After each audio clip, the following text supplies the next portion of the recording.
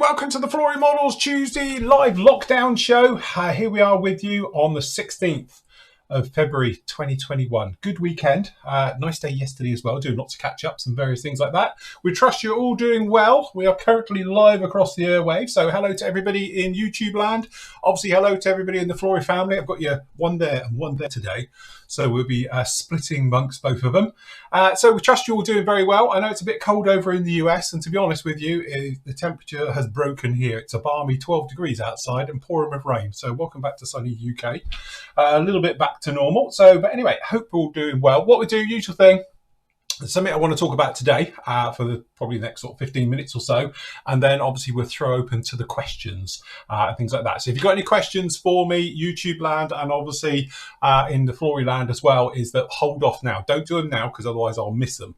Okay, and then what we do, I'll shout out your questions, and then you can put any questions to me you like this afternoon's make our way on. Obviously I've got the Flory questions, we'll do those, and then we'll throw them open to absolutely everyone. So first up from me was yesterday, if I've got this all queued up, we had part 5 of the Seahawk was up with you, and that's coming along really very, very well. I'm actually getting a little bit ahead, so what I might do is throw another part in either this week or next week. You'll get 3 parts in 1 week, but I'm starting to get ahead. This is obviously talking about the rotor system and all that stuff that goes in with it on that one. I know lots of you sort of questioned me on various things on this one, and again, it's one of those, it's very straightforward. If you follow along with the video, I do show it right the way through, and I talk my way through it as well to point out exactly where they got it wrong, and obviously I've shown in live exactly how to go about and put it correct. So roughly what we're talking about is this business on here. So it's the rotor head. And again, this is where they incorrectly molded one of the parts back to front. So you have to do a little bit of surgery on it to put it in. And again, it's one of those ones where once you know it and you're shown it, it's very, very straightforward. But the bit where you're trying to work it out can drive you a little bit mad with it. But it's not a biggie, to be honest. It's one of those things with kits which is very annoying that it's wrong. And if the instructions were halfway decent, it would make it even easier to understand how to fix it and everything else. But it is genuinely a proper fault with the kit, and the instructions are incorrect as well. But really, I've taken the time to show it in that part, in part 5, exactly how you would go about obviously fixing it and things like that. So it's just one of those annoying things with the kit. But I have to say, since then, you can see her down here, she's looking very, very nice. We've got an overhead. Here we are. She's looking nice. She's literally just gone into primer this morning. So this is just the primer coat onto this one. There's a couple of little touch-ups I've done down the back. So I've re-sanded out, had a tiny little gap I need to take care of. Wasn't happy with the panel line just down in here, so we've redone that one. But generally, I have to say, once you get past that sort of really annoying thing where the instructions are absolute junk and obviously the parts are molded wrong, since then it has gone together beautifully. The clear part fit on the front is brilliant, no problem at all of this stuff at the top fits lovely. All the sort of, you know, the panels and the lumps and bumps all over this one, they all fit no problem at all onto this. So it actually went down really very, very well. So I say it's just got a little bit of primer on here for the moment. Hopefully after the show, I'll retouch in these bits down the back here, get that done. I am going to appreciate it because I am that type of guy. I don't care what anyone says. And so I'll go through the motions of that. And then hopefully tomorrow, I'll get it painted up in the morning. So we'll get definitely the white work and maybe the light ghost grey onto it. And then we'll go around and do some detail work. But really happy how we took care of the seams up in the engines, have done really well, and all the other parts. But it is an absolute beauty. I must admit, like I have said, it's very, very strange, or very rare for me, I should say, for me to want to build another one straight away. But honestly, I would build any of this 35th scale stuff, for the Seahawk family and obviously the Blackhawk family as well, I would do in a heartbeat, because they are really, really good kits. They go together very, very well once you take no notice whatsoever of the instructions. But yeah, it is definitely a good kit, and on my highly recommended list. Just don't take any notice of the instructions. What you need really is somebody, and I'm not saying I'd do it for a minute, but somebody to redo their instructions. If somebody redid them as like a PDF for everyone to download and forget their instructions that were a lot more clearer and easier to follow, I'm sure everybody would enjoy that kit a lot more. It's just that when the instructions don't make any sense, the numbering's out and all the bits and pieces like that, and in some cases have got misprints, that, you know, it just doesn't make for an enjoyable build, let's face it. So from that point of view, it can put a lot of people off. And I know a lot of people have sort of slated that kit purely on that grounds, but the kit itself is very nice. Just a couple of really, really schoolboy errors with that one. Anyway, something I wanted to talk about today is one of those things where a lot of people often say to me about what's the biggest change in the hobby in the last few years, or like what's the next big thing. And obviously sometimes we talk about 3D printing, and how that's going to change the world, and it will do, and we've spoken about it at length. And I'm sure when we sit here, hopefully in about sort of 10 years time, everybody will have a 3D printer like you've got a normal inkjet printer at home, or even a laser printer. It will just be one of those things that most households will have if you're into hobbies. I'm not saying just for general, but if you're into hobbies and creativity and stuff like that, most people have a type of 3D printer, and you'll be banging out aftermarket parts, and you'll be downloading instead of going off and buying. I no doubt, I should imagine that there'll be a lot of companies out there, some of the bigger ones, shall we say, that might offer them as 3D prints. So you just print them off, print them out, come out, clean them up, and off you go. That's where the future's going. But one of the big things that I've done differently in the last few years is actually these. Okay, so what we're talking about is magnifiers. Because often we talk about light and we talk about different tools and glues, and it's like, people often say, so, what's the biggest thing? The biggest change from my point of view is head magnifiers. Now, I'm not going to go down the lines of which ones are best, because obviously that's a bit like airbrushes. Everybody has their own opinion, okay? But I'm just talking about using head magnifiers, because I'll be honest with you, my eyesight's been pretty good my entire life. I don't wear glasses or anything else like that. In fact, I got my eyes checked last year and got a clean bill of health, amazingly, because I thought they were terrible, but apparently they're not. And doing very much detailed work like this, as I have been now for the last 25 years, you sort of head down, pretty much every single day looking at detailed parts. Having something to help you along, I think, is an absolute must. And this really came to a head, technically, this weekend when I broke mine. So, and this is the thing, I'm not saying about, obviously with expensive ones and stuff, but literally mine started to fall off my head and I couldn't quite work out what it was. And then what it is, and I have super glued these for temporarily, but it's actually broken. There you go. Look, I can break it now. There's a reason, but you can see we've got the crack. So these are cheap. These are like 20 quid ones out of Amazon and all the rest of it. But I have to say, it's got nothing to do with them being cheap and what they do. It's what they actually give me as a modeler, and how I think personally my modeling has improved in the last year since I've been wearing these, because it gives you that level of detail. And for years and years and years, I would, like, to be honest, take the piss out of my colleagues because they all wear magnifiers. They're all blind as a bat anyway and all wear glasses. But from that point of view, there they are each evening. They're on here and literally they're all there with their magnifiers on and all the rest of it, humming along about which ones are best and all the rest of it. And I used to quite happily take the piss saying, you're all blind as a bat and I don't need these things yet and all the rest of it. Anyway, about a year ago, actually, which these were brought to me by a member of ours, Krista. Thank you very much, Krista. He bought me these.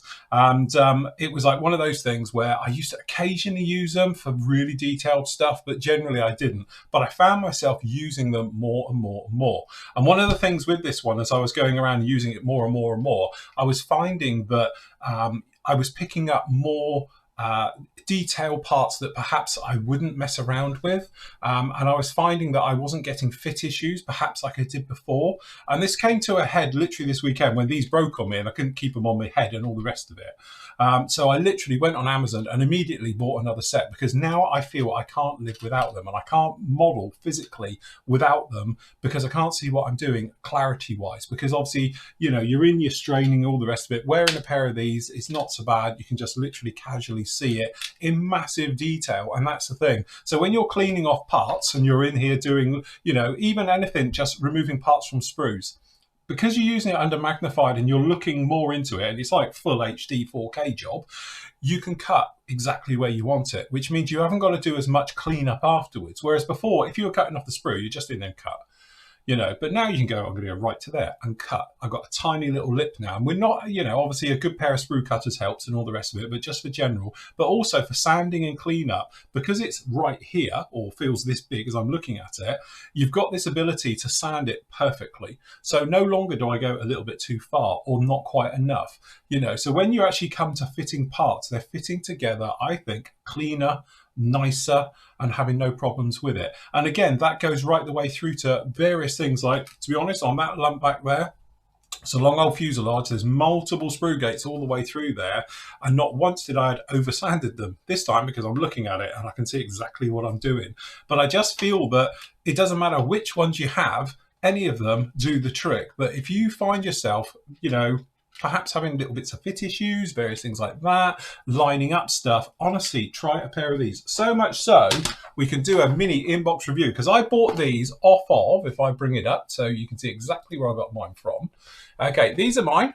So I literally got them off of Amazon on Saturday. They turned up next day, which is quite good.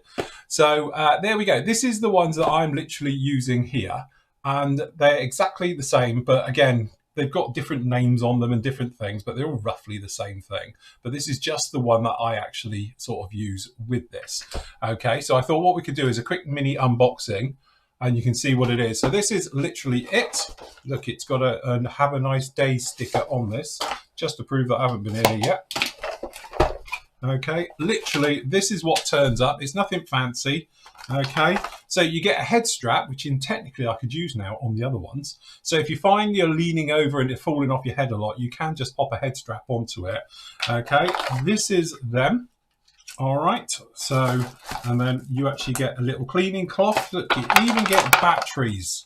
Okay, so move that out of the way. You'll get a pack of lenses, which now I've got 2 lots because they're all the same. To be honest, I just used the first one, which is a 1.5. That's all I tend to need now. Okay, but again, very straightforward. You've got all the ones. They are plastic. They're nothing fancy. But again, this has got nothing to do with being fancy and everything else like that. Okay, and then, look, I'll replace this one. This one, I can now click in. You just click in, and again, you can move this bit up and down at the front. You can obviously in and out and everything, and you've got these. And again, this will probably break, but actually I think for, a year's worth, as much as I use it anyway, which is every day, I don't think they've done too bad. And again, it's because you're pulling them out all the time. You're putting stress there. If you was to be using these ones, which clip in, which in theory, let's try and take these out and see if I can get these out. If I can get these out, there we go, there's one. Because what I can do is, for some reason, I've lost the head strap for the other ones. So if we push that in and pull these out, what you can do now is push these in to this one. Okay. And then technically, look, because they pull inwards, it's not putting stress on that anymore, and it's going inwards. So now, hopefully, what we can do this with them. That's it now, and I'm good to go. And we're back to normal and everything else. But seriously, this is just one of these things where people often ask me, what's the biggest thing that's changed in my modeling in, the last 10 years? In the last year, I've now become dependent on head magnifiers. And I honestly think that they are better, and my modeling's improved because I can see so much better now. The clarity is definitely there right the way through. And I'm sure there's lots of you out there that use them all the time and swear by them and everything else, but I am definitely a little bit late to the party. A couple of things is just purely personal choices. I don't really want to go down the whys and the wheres of which ones are better and you should wear glass and these ones are better, because I actually don't care about that. As long as they work, it's good for me. But what I will say though is that having them on and working with them is just one of those things that you sort of get used to. I think it's better for your eyesight, so forth and so on, right the way through. It's just, I think it's just one of those handy things that you definitely should have a go at and see how you get on with. And again, using your modeling and having it in what I call 4K now, and a lot easier, and you can see things. So when you're plumbing bits in, you'll get it in there first time instead of 10 times. Trying to get bits in. When you're doing detail work and plumbing and wiring and things like that, instead of knocking it around and things not making it in properly and making a mess of an area, especially if it's been painted and stuff like that, it will definitely help them out. Okay, but again, I didn't really want to go down the hours and outs of the best ones out there. It's purely because it's changed my modeling and it's helped improve my modeling over the years, or over this year as well. Definitely, I think it's one of those areas where you see things in tiny little details, whereas before you probably wouldn't take any notice of, but you think, do you know what? It's not right. I'm going to fix it. And you can fix it easier and cleaner because you can see it a lot better right the way through. Anyway, just thought I'd mention that one. I thought it was like one of those ones. I get asked the same questions every week, but that one is definitely it. But again, I blame Krista really, because he sent me those in the first place, and look what happened. So thank you very much for that. Anyway, we're into those, and that's what we're doing. Is there a brand name For your type fill. To be honest, I've just showed it there. They are generic because it's nothing special. These are the ones that it actually is. It's the Yokishi ones, these ones. So, again, I think it's one of those ones where, it's a generic Chinese one. There's a million types out there and all the rest of it. And then obviously what happens is that some companies put their name on them. So for instance, if you look at the artwork, this one's actually got this bit on here. Mine haven't. They're just generic blank ones on one, but the other ones have. But there is no difference. They are exactly the same. So when you look in here, I just go overhead. So as you can see, this is the new ones that have got the name on it, but these are exactly the same. There is no difference between them, and these haven't. These are unbranded. So, but they are exactly the same thing. There is no difference in them. They all come out the same place. It's just that obviously different companies put their own branding on and flog them and stuff like that. But again, it's not so much about them as in, what you're using and the brand that I use, because I don't recommend them because they break. They only lasted me a year, but then as far as I'm concerned, I wear it every single day, doing this all the time. They're on and off, on and off, on and off. If anything lasts a year, as far as I'm concerned, that's good. It's a bit like me with airbrushes. Normally I break them after a year. So if they can go that long, it's absolutely fine. But again, there's probably 100 different types out there with all the different things, but it's more a case of what they can bring to your modeling than what the item is. I just think that if you haven't used a magnifier and all the rest of it, I just think it'll improve your modeling. I think it'll obviously be more relaxing, because sometimes when I'm working, and obviously I remember the old way where you're literally in here and you're squinting away, and especially if you've got poor light. But if you've got good light and obviously a pair of those on, it just makes things a lot easier. And obviously it will take the strain out of your eyes if you're having to strain all the time. And as I say, I'm not a eye doctor in any shape or form, but only when I was having my eyes checked last year, you're doing the usual chin wag, don't you, when you're in these places? And it's like, what do you do for a living? And it's like, oh, I'm a model maker. So they're like, oh, what do you make? So I explained the thing about scale modeling and all the rest of it. And we were talking about why I think I needed glasses. And it was like, well, it's because when I go from like very close up, and as I was then, because I wasn't really using them, but when I was really close up and then you go to normal, it took a little bit of time for my eyes to adjust. It's not like click and you're back. And I was saying, so I think I need glasses. And he was like, and explaining that it's the elasticity around the eye and how it snaps back. It's obviously just because you're getting near 50, and that's the trouble. It's just slowing down. There's nothing wrong with your eyes. It's just taking a little bit longer. And like he said, I'm not going to give you a prescription for glasses because you don't technically need them, but he highly recommended I use a magnifier that was working for me, because you'll take the stress out of the eye as it's doing it.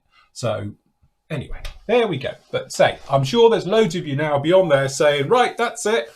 Go off and buy and you'll be absolutely fine. But I just wanted to push that one on, because I get lots of people who say, what's the big thing? What tools should you have and all the rest of it? And I honestly think now that a magnifier is definitely a tool to have. And it doesn't matter if you're wearing one, if you've got the band one, if you've got the bleeding 3D special versions, or you're using, which I used to do, was used to have a lamp with the actual magnifier into it as well, and then just look through it. Obviously it's no good for this work because you wouldn't see a thing then, but you know what I mean, you get it in there. And to be honest with you, sometimes, and that's why when I'm in this mode, as you can see, this is my standard one, but also I have this one.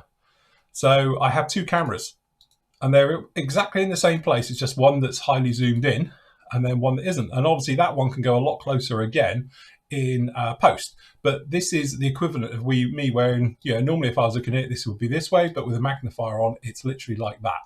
So it's one of those things. But I think seriously, give it a go. See how you get on with it. Let me know if you find your modeling's improving and fit issues are a thing of the past. It must be, because now I'm doing Kitty Hawk stuff and not complaining about it. Something must be going right. Stand by for the Flory effect. I absolutely agree. Right, okay, so as Tuesday it is, I thought we would have a look. Is that even English? Not sure. We'd have a look at some of the questions for obviously this week. As I say, I'll work through the questions, and then after I've done these, I'll throw it open to everyone. So if you've got anything in the chat, post them up afterwards, because to be honest, I can't see them because I've got them on one screen on this one. Lauren says, what is the difference between an LWA and an FWA? Does it have something to do with an air valve? I assume Lawrence is following on from last week when we were talking about Procon airbrushes and the different types out there.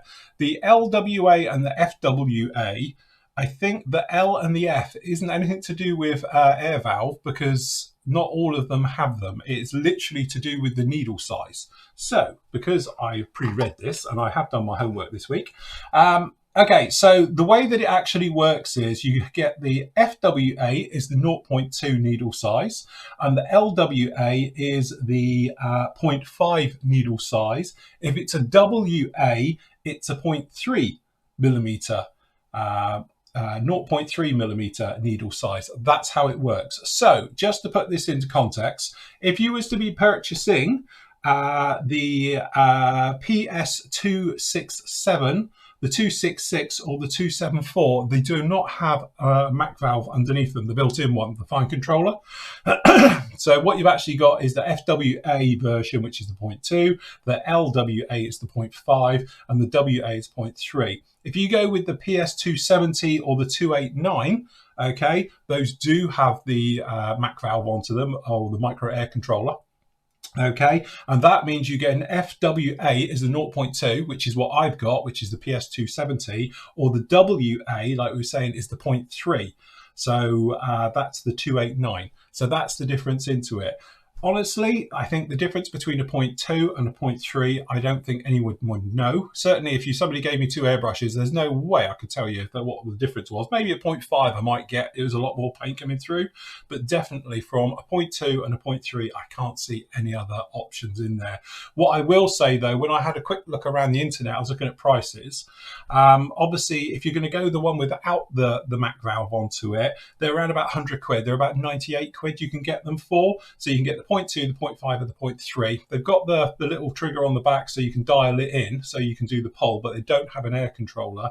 For another 20 quid, so 120 quid, you can have the 270 or the 289, and they have got it, which is the same as what I've got. So this is probably still full of primer, so I don't want to throw this around too much, but this is the one that we're talking about, is this airbrush here.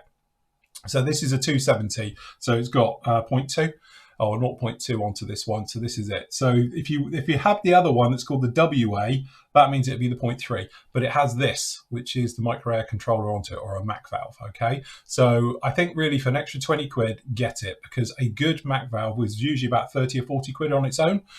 These are very, very good. They do work and they're very, very nice, okay? So personally, I would say spend the extra 20 quid and get the FWA 0.2 or a WA 0.3, because I don't think there's much in it. So if you can find one or other. But anyway, they're about 120 quid. The other ones are about 98 to 100 quid. I found them online. But again, I still maintain this is probably the best airbrush for that money anyway, out there. Because again, here we are now, year 4 onto this one now. Still original needle, nozzles, and this has got everything going through it from water to lacquers and everything in between. And it's absolutely been fine with it. Okay, so as I say, that's why I highly recommend it, because to be honest with you, this particular one here, which was obviously always my favorite, which is the Harder and Steenbeck, this is the Infinity. I've got 2, but again, it's still a good airbrush. I still use it all the time because it's over there doing other jobs and that, but I will still go through a needle and nozzle every 6 to 12 months. It will have to have that, and a seal set annually as well. That one hasn't, and it's been used, I think, harder than this one, because that one gets a lot more lacquers through it than the other one did, because obviously I'm more into lacquers as we make our way on with that one. Okay, Dennis says, Phil, have you answered the question about flat, semi-flat and gloss finishes many times before, but have you done a tutorial on how you would use it, or a test of various products on Buster? We sort of have. There is a video flying around where I talk about flat coat and getting what I call the sort of frosting effect, when you put too much flat down and your model goes white as if it's got frosting. There's one of those in the tutorials area if you have a look. Again, this is one of those things of like, why would you use a flat paint, a semi, and obviously a gloss?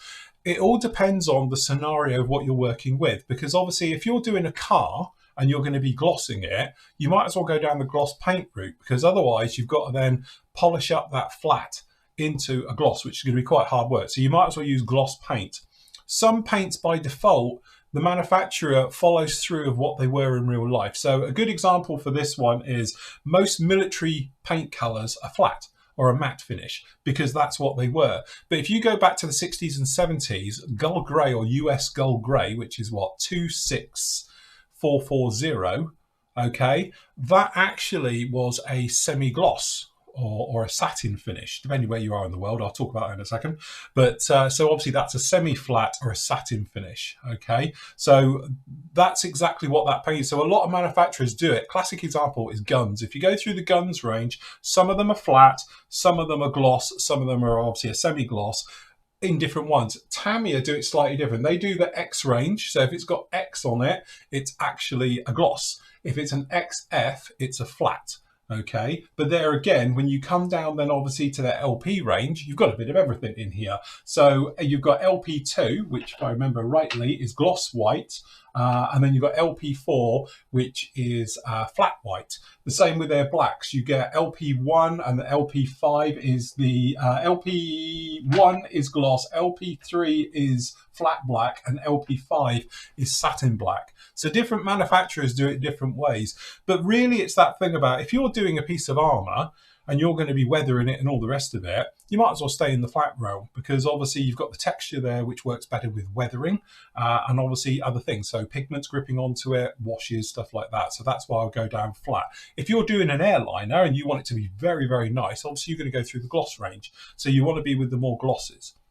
The other thing I get a lot, and I've had it happen to me today, which I don't know if the gentleman was watching, but obviously is flat and then obviously satin and gloss. I think that's really what we sort of call them. It's obviously either flat or matte, depending where you are in the world. You've got semi-gloss or satin finish, because that's obviously in the UK, we tend to call it more satin, which is like a semi-gloss, you know, things like that. So it's halfway in between, and then obviously gloss.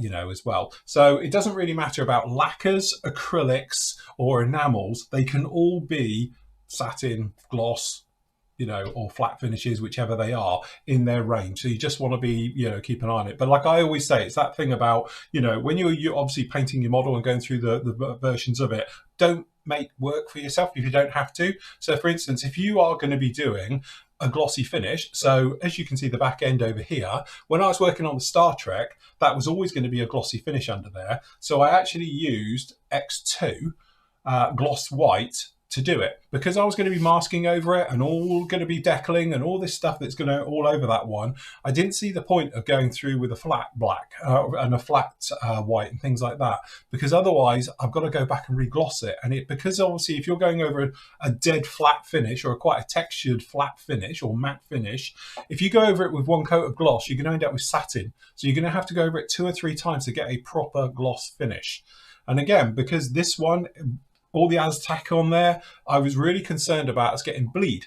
Okay, so that's the bit where the paint gets under the actual the masking, and then obviously it tracks around and it can make a right mess, so forth and so on. If over a gloss finish, it's going to be a more sealed finish and you're less likely to get bleed or anything else. So from my point of view, I'm thinking, right, we're going to go glosses all the way through. So although it had a primer coat, which was more of a satin finish, from then on it was into glosses, so I didn't have to put down clear coats. So it was just saving me a little bit of a job right the way through. This thing over here, classic example, I've used onto this one. Obviously, it's got a primer coat, but I've used rapid thinners onto it. Now, rapid thinners you would think would make it go, you know, technically a very much of a dry sort of flat finish. But hopefully you can see here, it's actually very much a silk finish. So I would actually call this a satin finish, and it's actually like velvet. You feel it's like velvet. It works really, really well. So from that point of view, it's exactly where I want it to be. So when we're going to come along with it with ghost greys and stuff like that, they're quite a matte finish. They'll go over to it. So it won't make it extra max. It's not like matte on matte and then obviously have problems. Because again, I've got a ton of decals for down the back end of this because obviously we've got a full color scheme onto this. So yeah, so that's the thing as well. It's just keeping it to where you want to make it things as easy as you can possibly make them to way through. Why make work for yourself? Michael says, hi Phil, one of your live shows a couple of weeks back, someone recommended Mr. Hobby masking fluids. Can't remember which one. I've scanned through the last 2 weeks, but can't do it. Okay, so it's 2 flavors, the flavor we like, the flavor we don't. So what you've got here is Micro Neo, which is technically like everybody else's one. It's a rubber one. So when you cut it, it snaps back. It's very much like rubber. this is the one. You want this one. You want the Mr. Masking Sol R. This one is not elastic. So when you cut it, in fact, there you go. It's on about masking on it. Do you know what? I've been using this only for the last 10 years and never known this. So again, this is a classic example of you can use it over for masking. If you tried it with this one, when you cut it, it would snap back. So consequently, it would just shrink back onto itself and curl up and just disappear. This stuff, you can cut it and it just sits on the surface. It doesn't move, okay? This one is a little bit like alien blood. We have found it eats brushes as well. This one doesn't seem to. So if you're going to buy one, get this one. So it's the Sol R. It's great for masking. We've done masking with it and everything else. And even when you're brushing it on, it tends to just stay in place. It doesn't sort of bead up onto itself as much as the old Neo does. But the Neo one is like everybody else's one. So, and I've got them kicking around here somewhere. I've got everybody's version of it. But this is the traditional mask oil that everyone does. But you want masking Sol R. So not that one, you want that one. Okay, and we've got Lynn says, Phil watched a lot of your builds and was wondering just how you manage to glue mirrors inside the canopies without messing up the clear part. I've seen several builds and seem to have done a ton of detail in the places, the clear parts. Okay, simple. This stuff, which is Micro Industries Crystal Clear. Been using it now for the last 10, 15 years. Probably more than that, actually more like 20, and it just works. The great thing about this is if you get anything onto the clear part and you don't happen to notice it, it will dry really very, very clear. But basically you want to use a PVA glue. Don't go in there with super glues because they can fog. Don't go in there with weld action glues because they can sort of glaze up or fog up as well. But if you're using a good quality sort of crystal clear, something else like that, it will be totally clear. So if you do make a little bit of a mess and you do slip or something on there, you can do it. And obviously cleanup is easy with water. So you can just pop around if you have made a mess and it's not working properly, get out of the way, wet a cotton bud, give it a wipe and you're good to go. And it's pretty straightforward. And again, there's lots of other things that you could use Bondic, ultraviolet glues and set them in place. But again, it's simple, it just works. And that's the nice thing to it. It's just one of those ones that just works. Dave says, Phil, does it make any difference to your airbrush spraying with the paint cup lid on or off while spraying? I use a 0.2 and a 0.4 needle sizes. No, because obviously it's just allowing air to come into the colour cup. So basically it stops you making a vacuum, because obviously if you were just spraying it and if that colour cup hole does get bunged up, and we're talking about the tiny one on here, if it does get bunged up, sometimes people are like, oh, I've got no paint coming through. And it is literally as simple as the hole's bunged up. So what happens is it's causing a vacuum. So the paint's not gravity feeding and just coming through, it's stuck. So I know some people obviously spray with the lid off. I do sometimes. I then tip paint either myself or all over my model. You've seen me do it. I do that and it, yeah. So that's it. That's why I can't use a side feed one. I used to have one of my airbrushes, which I swapped for a different one, was a side feed. But I used to always tipping that all over the place. So anyway, I've given up with that now and I just use top feed gravity ones. But make sure that that hole is clear. So part of your cleaning regime should be, we are quite clean in here, is to make sure that this is done. And the easiest and quickest way, because people often ask, is to literally, you just grab a cotton cocktail stick, just stick it in there and give it a wiggle.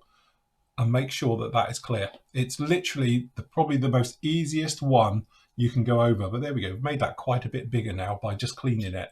But again, it's that thing where sometimes, you know what it's like? You're in a rush, you're over there and you're and it's not working. And it's a tiny little hole. And you're like, I can't understand. I take the lid off and it's fine. I put the lid on, it stops. It's because the hole's blocked. It happens. It does happen. We're all guilty of it. And it's happened to me as well. So I won't worry about it. But yeah, as for the size of the hole and everything else, you're talking about a tiny amount of air. You think how slowly your paint goes down through your colour cup, even if you're properly hoofing it and got that trigger all the way back and just chucking out a ton of paint. It's not like you're not going to cause problems, but as long as it's clear. But if it's not clear, try it. Put something over a bit of tape and see how far you get. It will still do it. If you haven't got a brilliant seal on the colour cup, it will still get that air into there. But if it's a good seal and that's bunged, you're not going to get anything coming through. Malcolm says, hi Phil, would it be okay to use XF19, 22 and 24 as the colour scheme for an EF111? I've tried to get the paint that sites have suggested, but they're either 2 in stock or none at all of all 3. I can't remember what the Ravens were in. Was it like the Hill Scheme? Was that the one? I'm just thinking what it was. Because the Phantoms were in the Hill Scheme in that point, which is Gunship Grey. And then obviously, if I remember rightly, it's dark and light ghost grey with that one. Or is it like 36270, which is what, medium grey? Oh, God, no, you're really testing me. Okay, so XF19 is actually quite close to sort of this, which is light ghost grey. So yes, you could probably get away with that if you were not too worried about it. XF24 is gunship grey. Tamiya's one of that one. So it's actually pretty spot on for it. So you could get away with that. X22, I wouldn't, because X22 is RLMO2, which I don't think would be right at all. So yes, I would say I'll throw this open to my esteemed colleagues on the internet. Anybody know what the hill colours are? And see what that is. So yes, pass. I'll see what we do. If not, what I'll do is I'll have a look at my references. I've got actually books on colour references and things like that, and I will have a look. Actually, hold on. It may be. Is it here? Hold on. Right, everyone talk about yourselves. Right, hold on. Bearing in mind, my little scraps of paper in here are a million years old. Hold on.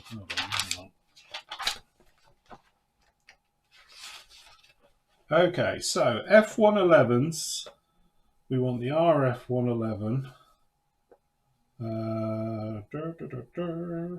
Gunship Grey. Okay, so yeah, so for your Gunship Grey, it will be Federal Standard 36118.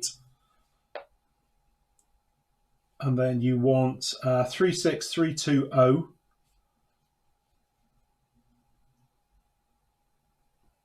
See, again, this is where it gets a little bit confusing in here. So the reference I've got for Ravens at that time was to go with 36320 and then 36492. So whatever 492 was, hold on, 492. Let's have a quick skip. 492. Hold on. 492. Sorry, everyone just talk amongst yourselves. I'll be with you in just, if I can find it. Do you know what? I haven't got 492.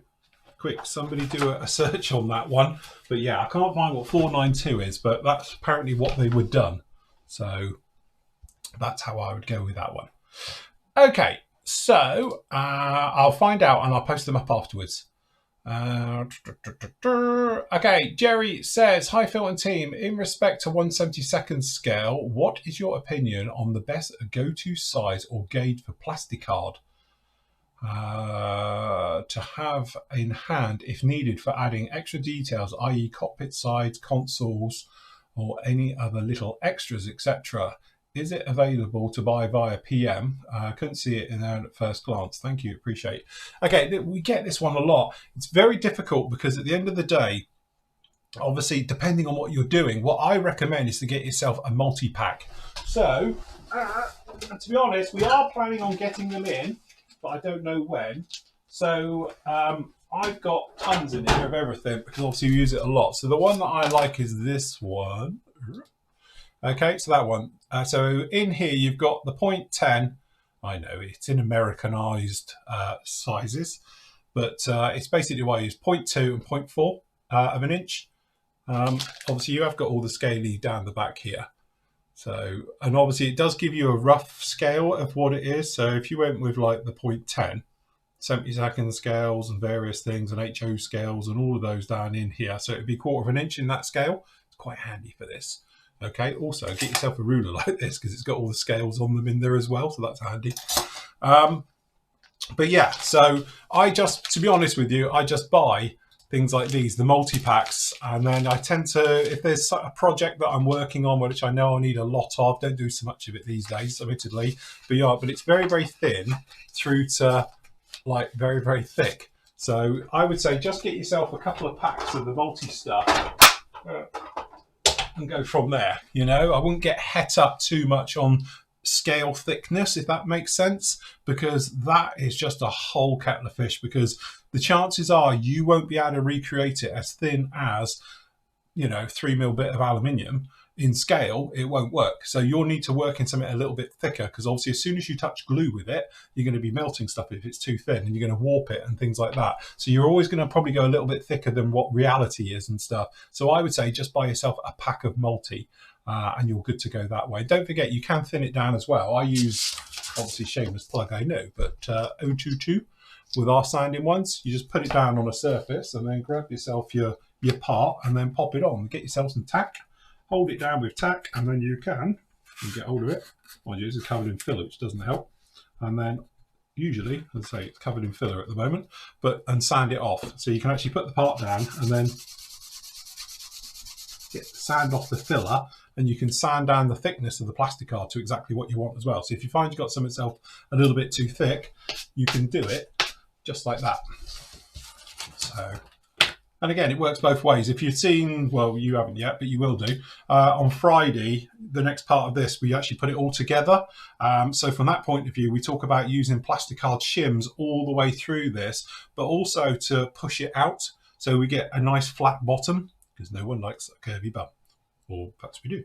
But anyway, so to stop it, to get a flat bottom, we put plastic card shims in there. So we had to sand them to the right thickness. So when the other one came along, it's perfectly on height.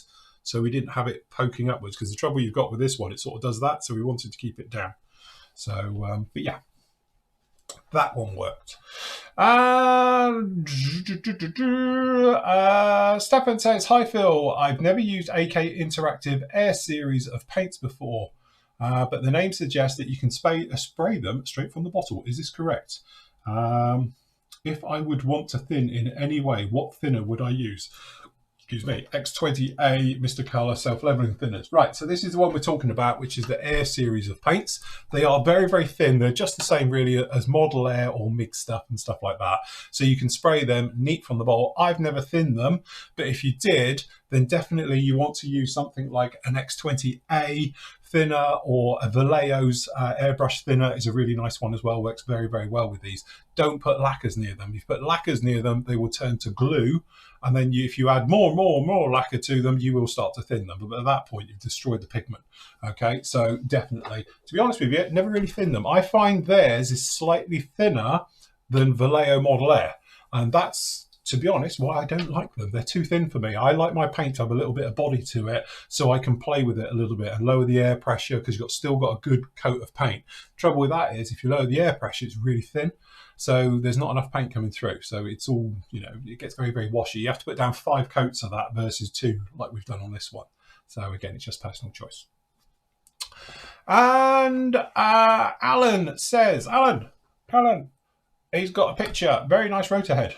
Hi, Phil. I was wondering if you're going to show the methodology in putting the power and hydraulics and cables and pipes for your rotor head for the S860. I'm doing mine. Is that must be a MH60 or something, because that's different rotor head. Only because I'm looking at mine now. Mine doesn't look like that. That must be a Black Hawk rather than a Seahawk, I think. Anyway, sorry. I'm back to do mine and the dampeners. Okay, so absolutely looking spot on. Lovely. I've tried using Tamiya 0.5 and 8mm. So again, I showed mine at the top of the show, but I'm just wondering, because you've got these on here, does it need those? Because technically, aren't they for the rotor fold? That's what I can't work out, because it's got different ends to mine. So it looks like it's got the mechanics to do the rotor folding with these things. Anyway, well, the big thing is, if yours were around back to front, you've got the navy version. Perhaps you haven't got the navy version because it's got different couplings and things onto mine. But yeah, so with mine, it's just, I did show it actually on yesterday's show, thinking about it. So yeah, there it is. So obviously mine's slightly different. As you can see, it's got different ends on it and stuff. So yeah, we did all the hosing. So I've just done the usual thing of, this is lead wire right the way around this one, so you can just bend it all into positions and everything. The couplings, as you see, are not couplings. That's just me getting creative with the Posca pens. Again, I'd love to say it's got all the connectors and everything, but it hasn't. It's just painted to make it look like it's got couples and connectors and all things like that in there. So yeah. But anyway, if I take it, when did you do that? A day ago. Oh, it did go up yesterday, so perhaps you put this up afterwards. But the video part is up there, and in the final bit of it, the last sort of 10 minutes is me doing all the wiring onto this one. So you can see it all on there. So yes, you'll be good to go. Anyway, I have to say, that's very nice. Nice job on that one. Oh, I'm a bit attacked by me thing again. Hold on. But very nice job on that. Okay, so where are we? Hold on, I'm out of step. Jay Gunner 1971 says, Phil and team, I'm building the AMT 1650th USS Enterprise for the 60s group build. I'm painting calls out for light ghost grey, dark ghost grey, gunship grey. Okay, so is it? It's not that colour, is it? Well, if it is, I painted mine completely the wrong colour. I know mine's a different one, but the colours are roughly the same. I thought they would it's like an off-white. I'm sure the trekkies out there will know all about it. If you want to do it in LPs, just for that point, because obviously I'm using it on this one, funny enough, they do them in, this is Tamiya LP range. So you've got light ghost grey, which, and you've got your dark ghost grey as well. So you can do them both in LPs if you want. Well, I mean, these are way too grey and blue, aren't they, for Enterprise? And as for Gunship Grey, well, don't forget, Gunship Grey is, or is it? Is that's nothing. Yeah, I don't think so. I think that's definitely wrong. You might want to check your references on that one, because I can't imagine it's those colours for a minute, because clearly they are way too blue. And with the grey, maybe the dark greys for some of the patches and things on there, but I think that's going to be slightly off. So honestly, oh, it's John. So John, I would check references and have a look round about those colour callouts. I don't know who's kit. Oh, it's the AMT one. It may be, don't forget, the closest that they can do in their thing. I don't think light ghost grey, dark ghost grey and gunship grey. It sounds like you're doing an F-16 or something, or a Harrier. So yeah, be careful with that one. I would definitely check. But if you did, that's the one. So it's LP36 and LP37 for your gunship light and dark ghost greys. And gunship grey, well, as you say, I use XF24, but other people's in there. That's the closest one in amongst them all. So yes. Right, picture. Okay, Jim says, I've tried to spray the new bottle of Finishing Surfacer 1500 thin 6040 with the paint, and then this has happened. I have a Procon airbrush, same as yours, and while I was spraying, it was spluttering and almost stopping. I completely stripped down the airbrush and cleaned it, mixed up a new batch, and then sprayed it again. The same thing happened. The surface has a rough as sandpaper, and am I spraying at too high air pressure? I would, Coco. Oh my lord. I tell you what this is. You see these long stringy bits that you've got all over this? This is where it's drying on your needle. It's physically drying on your needle, and then it's horrible, skinning your needle as it's blowing it off. So that's why you're getting the bits. So yeah, that's exactly what this is. So these bits here are off your needle, and that's why they're long, wispy. So actually it's basically peeling your needle, because it's drying on your needle, and then it peels it off and flicks it all over your said model. Okay, so first of all, you've got your air pressure way too high. Okay, you want to bring your air pressure right the way back. To be honest with you, I've shown it 1,000 times, but this one here, which is me. Hold on, right today.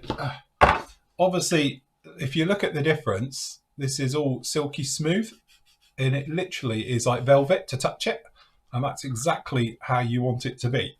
And not once have I got anything on here whatsoever, and it is. There's no texture to this whatsoever, and that's why I love this stuff, because it is literally like velvet. When you touch it, it's like a velvety finish. Okay, and again, as you can see, it's getting near to being a gloss. And this is using rapid thinners. So forget this thing about self-leveling thinners and all stuff like that. This is literally the same stuff, but I use rapid thinners. What we're talking about here is air pressure. So you want to bring your air pressure right the way back to around about the 10, 12 PSI range, but also its distance. you're shooting too far away. The parts are drying as they're making it the way. So what I think you're probably doing is something, because your air pressure is quite high, you're like this, okay? No, you want to be here, okay? So you only need enough air to be painting it to here. So you're traveling, what, 3 centimeters tops. So when you're coming in, it's like 3 centimeters. So you only need enough air for the paint to get from your needle to your model, that far. So you definitely don't need anything over sort of 12 psi or anything else like that, okay? So if you're thinning it 60-40, that's absolutely exactly the same way as I do it. And then I do a nice dusty coat to start with, and that's just what I call for grip, so everything bites to the model. And then literally we just come along. The next one is a normal coat onto it, and it hopefully will cover most things. The third coat going onto it's really wet. So actually what I'm doing is I'm angling it so my lights are reflecting. So when I'm putting the actual paint onto it, or the primer, I can see it, and I'm almost flooding it on. So when it dries back. And the great thing about using the rapid thinner is, as I did with this one, I painted the front end and then we grabbed the front and did the back, because you can do it that quick, okay? If you're doing it obviously with like a slower thinner or something else, like a normal lacquer thinner or a leveling thinner, for instance, you don't want to be touching it for probably around about 15 minutes. After 15 minutes, you can probably get away with touching it. But again, you want it to be looking, I would call it satin, easily getting near gloss finish to it, but a lot of that to do with is distance. So quarter your distance, I think you're a long way out, because again it's flicking bits. But what's physically happening, and you can see in those pictures, is that there's build up on your needle, and then as it builds up on your needle, it gets to that point where it's got so much onto it, it's blowing it off and it peels it like a banana. Those bits then flick through the air and then stick, as they're showing here, to your model. So what you've got also, if you look at the graininess in this as well, the chances are it's where it's drying en route. So it acts like sandpaper going onto it. So personally, I would say there's nothing wrong with your mix. There's nothing wrong with your airbrush or anything else like that. It's purely distance. You want to just be a lot closer. When you're closer, you get a wetter finish. When you get a wetter finish, what happens is it basically gives it time to melt into itself. So it's got that thing about hits the surface and it melts in and makes your way through. You will notice you won't get runs. Don't trust me, you won't get runs. But this is what all these parts are. It's basically just skinning off of your actual needle as it goes through. And this goes back to my, I know it's an old thing and I've harped onto it many a time, but I often talk about, if you want to make cobwebs, if you get Mr. Surface of 500, put it through your airbrush, whack up your airbrush 25 psi and spray it, and it comes out your airbrush like silly string, because you can make cobwebs with it. So one particular year, many, many years ago, I actually did cobwebs for a Halloween effect for the kids, and literally was blowing it all around and all the rest of it. Yeah, it didn't go exactly brilliantly, because when we went to wipe them away, it had eaten the paintwork it had stuck to. So don't try it at home, because obviously I never had the arse of it. But yeah, but you can actually make almost silly string with it, and that's because it's doing that type of effect. So closer, air pressure right down, you'll be absolutely fine. With that now, honestly, because it's a nice easy surface and you've got no detail onto it, because obviously you've done the shell, sand it back. So just use a worn down like medium sander, sponge sander, just give it a light rub, literally right the way over the entire thing, okay? Give it a wipe down with a tacky cloth, like a damp cloth, something else like that, to get all the dust off of it. And then obviously personally pop round it, if you have like with a green sponge or something else like that, or a polisher, just go over it just to take the texture out of it. So you're flattening it back basically, okay? And then give it another coat right away over the top. There's nothing that can't be fixed there. That's very, very straightforward. And especially being the old Samba man, it's a flat surface. It's very, very easy to do. It's not like you've got details all around it and get caught up in it. So you'll be absolutely fine with that one. Okay, so next up, Andrew says, "Hi Phil, hope you got your boiler sorted." It is, but don't ask Matt. Matt's got boiler trouble now. So whose boiler's going to blow up next? Could I ask about paint fading? I'm doing a 3-tone NATO camo and have been trying to fade the paint. I've tried using flesh colours as suggested by Marcus Nichols, but there isn't. Who am I thinking? I was thinking of somebody else then.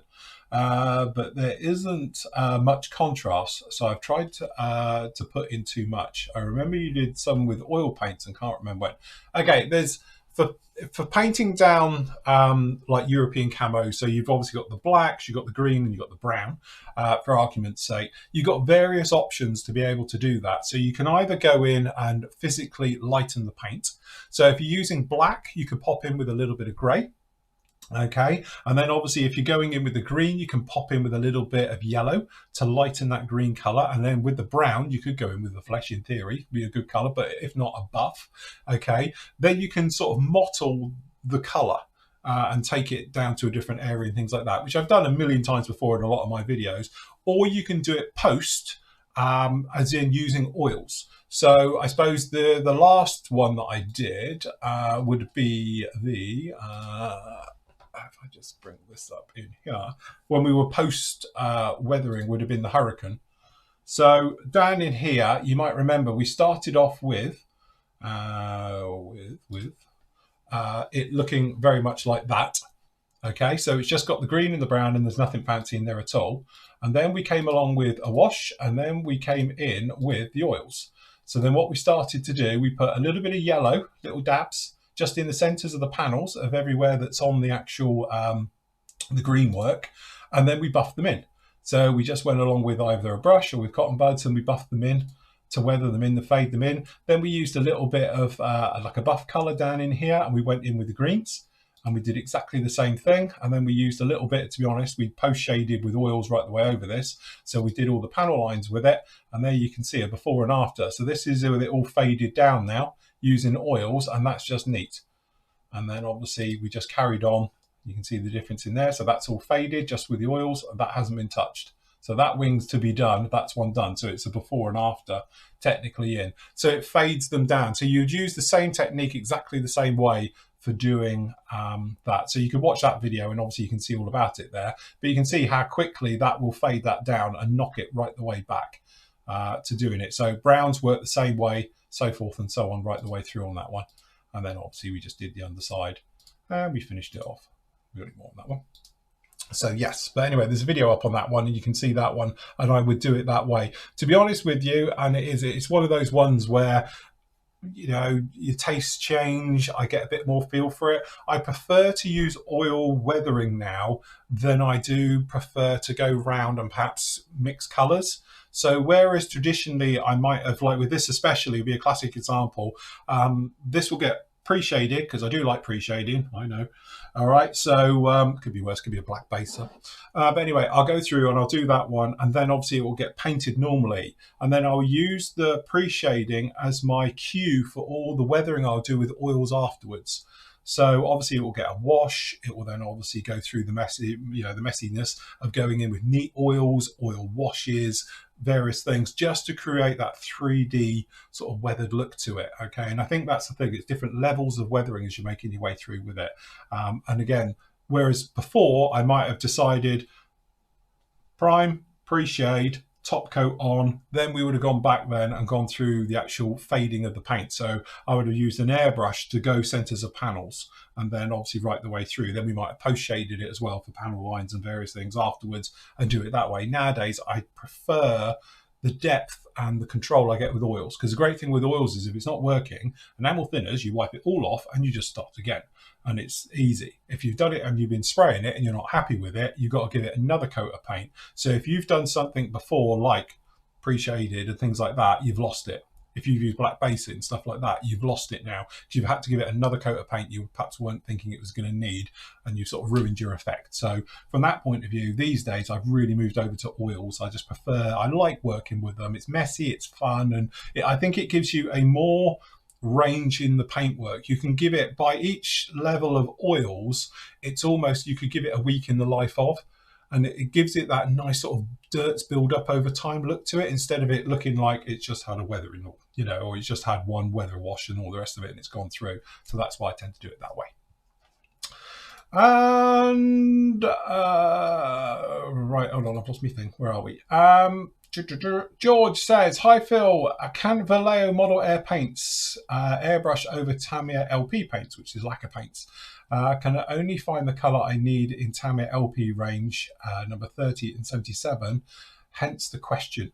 Yes, of course you can, no problem at all. Remember, if you're going to be putting lacquers over an acrylic, then just put down a light coat. Okay, don't go in there flooding it on. If you put it on there, flood it on, and it's wet, it's going to reactivate. The lacquers will eat the acrylic underneath, and you could end up with it literally, I call it bullseyeing up, where it looks like oil has come up underneath because the acrylic will force its way, weirdly, through the lacquer on top. And it works the other way around as well. If you've got lacquer underneath and it's not completely cured and you put something over the top, it can release and come up through as well. But as long as they're totally dry, so I would say give it, preferably 24 hours to totally dry off, you're good to go. Nice light coat to start with. Let that dry, so let that acrylic dry onto there, or your lacquer on top, whichever way you're going with it, and then give it a second and third coat as is required to build it up. Don't go in with big heavy coats, because if you put big heavy coats in, it'll leak through. So yes, you just want to be a little bit careful with that one. But technically, Model Air over LP will not be a problem. Once it's totally dried, it's bulletproof, it's fine. It's more a case if you're putting lacquers over acrylics, it can happen. Graham says, hi guys, how would you paint vinyl tracks on armour? Okay, this is probably something I haven't done now for, my lord, I'm just trying to think. I've got a feeling, I'm going to go and check. Hold on. I have a feeling the last time I did vinyl tracks was on my Sherman, which was some time ago. And,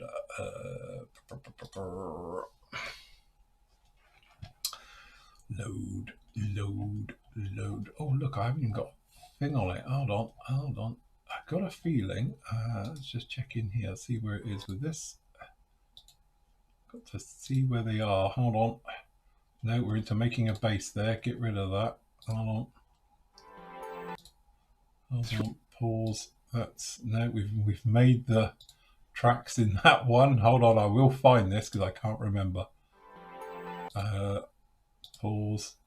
This is doing oily bits. Come on, where's the tracks? Have we done the tracks already on that one? Hold on. No, I think we've done them on that one. Get rid of that. Hold on. We will get there. Okay, that looks like a razor saw for cutting stuff up. Where is it? No, it's already on its tracks there. My lordy, hold on. Not be defeated. The difference between still to be done. No, see, they're not vinyl either. After all of that, it's still not the right one. Scrap that. Anyway, what I would do personally is probably give it a coat of dark iron, because this is just my personal way, and I know all the armour guys out there will be like, oh no, you don't want to do it that way. But anyway, I do dark iron right the way over it. So Tamiya, which is the dark iron? XF84, right the way over it. And then I will then dry brush, do the brickwork. So if it's got pads on it, you can do all of those and paint all of them types of things into it in a nice long line. And then in case it'll be pigments and oils to really sort of weather them up. And then it's just a case of come through. Modern vinyl tracks aren't like the old ones you remember as a kid. You know, the ones where you'd either have to staple it or you'd go in there with what was I did the other week using that technique. But anyway, with no, it wasn't. It was, sorry, I've just remembered now. It was on the MRAP. We were doing the workable steering underneath, but a hot screwdriver under a flame to heat it up and then melt it. Technically, you could do it that way, but most nowadays tracks, you can actually glue them together with modern glues and they will glue together. So it's not like the old rubber ones like you did. Again, if you're doing something like you are on a Sherman, then literally it's not a problem, because the great thing is obviously with the Sherman, they're under tension, so there's no sag or anything in there. But if you're doing anybody else's ones, that's the trouble using vinyl, because you have to glue them into place to give them sort of sag and fit and stuff like that. But that's literally how I do it. Very, very simple. So dark iron is my base. Dry brushing up and down. If you've got buffables, they're great for it. Like dark iron buffables gives it that metal look into those ones and all the rest of it. Then normally it's an oil wash right the way over it, and then it's in with pigments and stuff. And if you look at all the tracks the same way they're done, then it's just a case of feed them in through the top. And then I always have the join under a wheel. So where there's a road wheel somewhere, that's where the join is. And usually I glue it to the road wheel as well. So, but again, I haven't done one for many, many times, but just one of those things. Okay, it says sanity is achieved by watching Flory lockdown shows during the pandemic. I know. Andrew says, "Hi Phil, I'm planning a Meng Fokker 1 DR build, the same as the one you reviewed. Looking at sprue B, and found that the fuselage hives don't quite line up together, and the top wing is slightly warped. Is this correct to the same kit as yours?" I wouldn't know. You have to go back and watch the review on that one, Andrew. Again, this is one of those things. The final story was the reason there was some broke, and to be honest with you, I can't understand the problem when the people had them broke, because it's just glue it back together. But a lot of people what happened was is that in the factory, as strange as it sounds, there's an order to how they go in the boxes. So when they're in the box, all the parts are in the voids of each sprue. So the idea it's in. Unfortunately, somebody put the sprue in upside down. So it meant the part of it was sticking up into the wing and putting pressure onto the wing. So that is what's warped some of the wings and actually broke some of the other parts in there, is because the sprue was upside down, the parts were sticking up, which was pushing on the wing. And then during the time where it's been in the box, since it's left the factory, it's bent a little bit. Honestly, from all the ones I've seen with it, I can't actually see it to be a problem because the parts are easily glued together. And I know that if you go through to wherever you bought it from, they'll happily send you another replacement part and all the rest of it. But I can't imagine it's a problem. Just glue it together. All the ones I've seen, just glue it together. As for the warp, it pulls in when you put the wings together. So, yes. But again, if you're worried about it and all the rest of it, then seriously, just get hold of whoever you bought it from or the importer for that particular country. And I would say to them, you want another sprue and do it that way. I can't imagine it's a problem. Honestly, just build it, chuck it together, it'll be absolutely fine. Dan, hello Phil and team. I'm afraid I've accidentally plonked my Swinging 60s build in the modelling chat area. Why? Why have you done that? It's the Tamiya RC166. Right, okay, I'll deal with that after the show. Greg says, "Hi Phil and team, I hope you're keeping well. I was wondering if you've built the Special Hobby X15A2 that you reviewed a while back." No, never got round to doing it, unfortunately. As I say, so many kits in the world for me to build. I have a list. In fact, it's in my stash. It's still down there right now. It's winking at me. It's still there. To be honest, since I reviewed it, it's been discontinued and re-released. So it's been a while now since that video. It's got to be 3 or 4 years old now. Roger says, "Hi Phil and team, I recently got 2 Airfix 48 scale English electric lightnings. I've heard that they're good kits. There's plenty of aftermarket details for these. What would you say are needed? Thanks." I still say it's Airfix's best one, as we were talking about the other day. We spoke about it on Thursday, I think it was. I still think it's Airfix's best kit to date. It's a lovely kit. What do you need? To be honest, a lot of people will tell you need all the cockpit gear. I'll tell you, you can't see any of it. There's nothing you can physically see inside of a Lightning cockpit. The only thing you might want to do is obviously stick into it a resin seat or an aftermarket seat, because obviously it's got the harnesses. So if you're doing it, obviously, especially without a pilot figure, that's where I would go. I would do it that way. As for the rest of it, then you're into the realms of, are you going to see it? Because the wheel wells, there's photo etch wheel wells and there's resin wheel wells for it.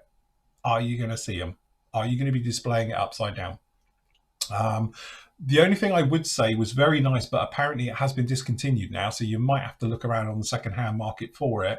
There used to be a metal nose ring for it. Now, the great thing about that was, one, it acts as a nose weight, and secondly, because it's metal, you could polish it. And even if you're doing the camo versions and all the rest of it, a lot of them still had the metal ring as a metal part.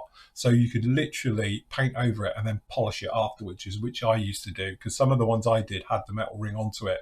Now, I am aware that's been discontinued now, so you might have to find it on the second-hand market and do it that way. But again, it's one of those. But it's that thing. I would do what you can see. So you might want to go down the wheels because you can see those. You can get some nice weight on wheels for them as well. So that's quite a nice touch. And with the way the Lightning is, its gear's quite pronounced and stuff like that. So if you wanted to go in there, but again, you could, if you want to, put a full color cockpit into it. There's resin cockpit. You can't see it. It's very in. It's one of those canopies like an F4. It comes proper in on the side, so you can't see any detail in amongst it. And because of the way the canopy is in the up position, and because also it's got the it's got dark bits on the canopy on the roof of it behind the pilot's head. You can't see into the cockpit either. So it's not like one of those where you're going to be like, oh, it's like an F-16 and you can see in there, so you might as well put the effort in. Honestly, you're not going to see much in there at all. You can also get the refueling probe. You get the metal bit for the end as well. That's quite a nice touch because that's beautifully done as well. But I would do the bits you can see. So pitot tubes, maybe replacement ones of those. Nose ring if you can find it, and maybe a seat. But again, it's where do you want to stop? Because obviously you could do the engines down the back end. But to be honest, the kit ones aren't bad at all. So again, it's one of those ones which is very difficult because it's really down to the personal choice of the modeler. So if you want to throw everything at it, and why not, you can do that. But again, you're going to see it. Neil says, hi lads, I've never done a tank before and fancy having a go at 48 scale Tamiya Tiger 1. Question is, at what stage do you add the tracks? Do you paint them first or add them and then paint them? Cheers. P.S. Watch out Martin Baker, Les. He doesn't work there. He's been booted off the site and kicked out. Oh yeah, very good. Right, so I thought he was being serious for a minute. It's like right, okay. So thing is that if you're going to put any tank together, I always do the tracks last on after everything. Okay, so I like to do, obviously you're painting it, you do all your weathering of it, then you put the tracks in, and then normally once the tracks are installed, I'll just do a final bit of weathering just around to blend the wheels and the tracks all together. So that may be with pigments or with washes and stuff like that, but normally it's one of the last things on. It's just because it's easier to deal with and stuff like that, So personally, it's personal choice, but from a painting point of view, do it when it's off the vehicle because it's easier. And again, on that particular one, I think they're like rubber band. I can't remember actually on the Ford Tamiya ones if they are link and length or if they are separate links or if it's the rubber band type. So depending, but whichever way it is, stick them on after you've painted in them because it's so much easier because you can't get in, especially on the top side if it's up against. So getting in amongst it was a bit of a nightmare. Stephen, my question is, which 48 scale A8E would you recommend and why? Easy. Hobby Boss. It will not be wing folds. Talking about in the past, great detail. Yeah. So personally, the Hobby Boss 48 scale kit, I know I've done its big brother and I'm totally biased because I've got other ones down there of it as well. But when you look at how the kinetic one goes together and some of the issues, it's still got that split bloody awful canopy. Why do it in two? But yeah, so definitely, I think really, again, it's that thing of how much detail you want to put into it. There is a little bit of aftermarket available to it, or you can throw some at it. But recently, I've seen some absolutely beautiful ones done. And again, I'm a massive fan of the old drumstick. But definitely, if I was to build another one tomorrow in 48 scale, or obviously with 30 seconds, it's your only option, I would do its big brother, do the trumpeter one, and obviously the Hobby Boss one. Dave says, hi Phil, you mentioned Posca pens. I think they are called. What size nib do you use? Again, don't get the felty tip one. So the nib one that I use is the 0.7 and it's the PC1MR. The other one's called an M.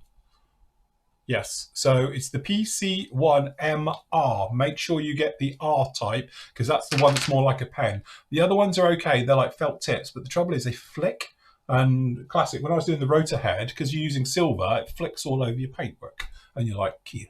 So, yeah, I would use the MR ones. Really, really good. Also, you tend to find as well, the MR ones are a lot more precise. So, like when I did all the switches and all the dials and everything down in here, I literally start the pen off, and you might see it down in here for my new area for it. I just dab it along, get it going, and then literally you go off and it's like dush, dush, dush. And then when you get a feel for it, you can literally just do this. And I was actually just rubbing it across the surface and it was just doing all the buttons.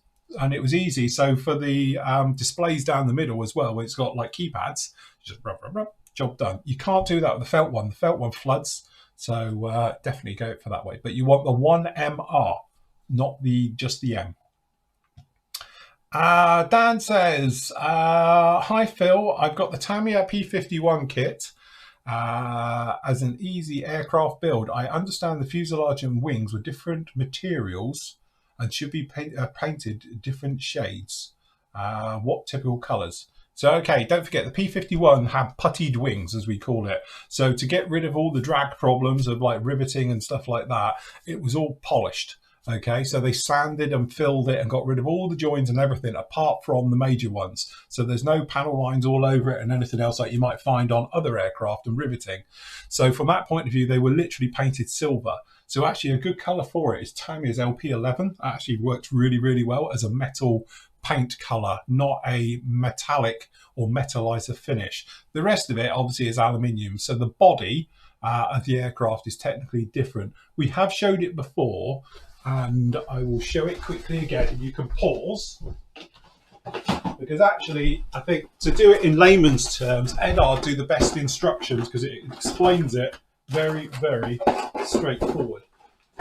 So I remember it's this one. Okay, get ready to pause. Okay, and pause. So everywhere that's dark grey, okay, is actually aluminium lacquer. Okay, so it's actually a lacquer paint on these dark colours here. Everywhere that's silvery is actually metal. So this will be aluminium. So obviously these little bits on the back here for the trim tabs, they're actually painted. Okay, that's how that works. And then the body was pretty much metal all over. We've got one down in here. I'll find a better one for it, but as you see, you can see it under here. So obviously when you look at the body, there's different colors of metal. So, but these are actually metal on here, but this one is obviously painted.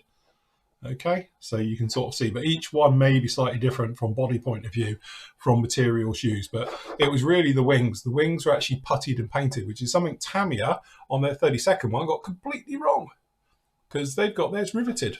It was never riveted. So yes, there we go. Hope that helps. And it's a great kit. If you're doing the 48 scale, one still thinks it's one of the best kits they've ever did.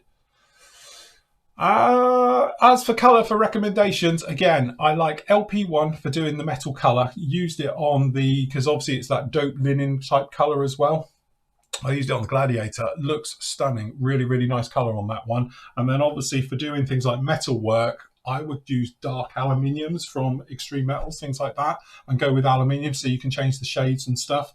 But the dark aluminium, I think, works well for a natural aluminium look. Again, it's dark aluminium. It's all over the B-17. I think if you use their aluminium, it's very shiny. It's almost like it's a polished showbird, shall we say. Unless you're doing a showbird, of course. If you're doing a showbird, then obviously use the polished one. But again, it's too shiny, too shiny. Chris says, the TOS, is he being personal again? Oh, the original series. TOS, what's TOS stand for? Something Star Trek, but it's obviously Trek of Stars, I don't know. Enterprise Zero was certainly done with various greys. The dark greys for the strong back and front neck on the nacelles that were painted, so those colour call-outs are bang on. Oh, there we go. So there you go. Apparently it is blues. That would look way too blue. Dark and goes grey. It'll be blue. They're very, very strong blue colours. I think it'll be too blue. I thought it was more of a whitey shade, the original one. So, don't know. Pass. The original series. Oh, thank you, guys. That'll be it then. Shows what I know. I'm useless at this thing. This Trek Star people. Right, okay. So, crikey. Guys, got loads of questions today. Matt says, hi, Phil. Tackling my first helicopter soon. The Airfix 72nd Westland Seeking HR3. Any tips on building it? Any gotchas or things that might catch me out? Okay, if you're building helicopters, like I always say, treat them like it's a tank. So literally that goes as far as the build as well. Do as much build work you can as a whole. Than adding bits on and all stuff like that, because there's lots of bits and bobs that go on onto helicopters and stuff. So on this one, for instance, obviously we've got a lot of the lumps and bumps. I haven't put obviously any of the aerials and the things that could break off through handling, but everything else goes on this from a painting point of view. And the same goes with the weathering and stuff like that, because the weathering all goes south on a helicopter, not backwards like it does on a jet. So you can do a lot more with, I think, helicopters from a weathering point of view than you can with jets as well. As for putting them together, it always gets you, because it gets you with every build, to be the clear parts. So take your time with the clear parts, and when you install the clear parts, just make sure you use a PVA glue or something else like that. So if it does go wrong, you can get it off, and then you can put it back on afterwards, and various things like that. So like this one, I use crystal clear to put on all the clear parts on this. So then that way, if I do end up there's a problem, even a fit issue, say, I can take it off, I can reseat it, put it back in where it needs to go, and we're good to go again. All right. So that's it. But generally, I haven't built that kit. I don't know it. I do know it, but haven't built it to actually go through any things with you. But it'll always be that thing. But that particular version, I do believe the actual front glass does fit, because the original Airfix Seeking, it didn't. It was like something like 2mm too wide, and you could never get it in. Then people would squeeze it and it would crack. But yeah, so a lot with helicopters, get them as much together as you possibly can, get them masked up, get them into paint, and then add all the finicky bits afterwards. And you can hand paint all those bits and pieces in as well. And then with weathering, treat it like you would armor. So again, washes and things like that, let it naturally sink in oils and things you can play with. But like this as well, it's got so many different aerials and lumps and bumps that still go on this, but I can't handle it. So what happens is those will all be painted and then put on afterwards. Then when we go through the weathering stage, we'll weather those in. So any, perhaps alignment or little glue marks and stuff like that, we can easily hide as you make your way through. But to be honest, I was saying this on, I think, Thursday show, we were talking about it.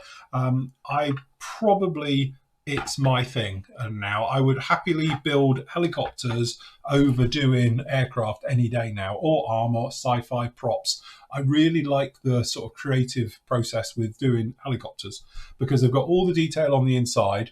So you've got a fully detailed inside and out, obviously on this one being the bigger scale, but it goes for smaller scales as well. But the weathering in that, you can be a lot more creative, because they tend to get a little bit more dirty than anything else. And right, okay, is that it? Have we got all the questions in? One more.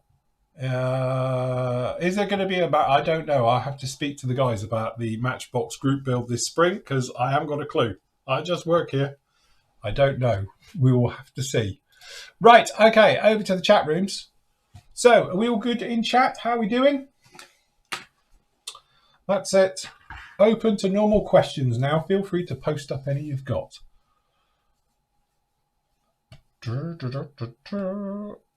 So, good job. Matchbox March, is that what we're calling it? Fair enough. Matchbox March it is then. To be honest, I think it would be a really good one to do, is to build a Matchbox kit and use enamel paints. Because obviously you can't say use Humbrol, because not everybody can get old Humbrol paints, but it has to be enamel paints. Plus the fact I've got the kits here to do it, so it's not a problem.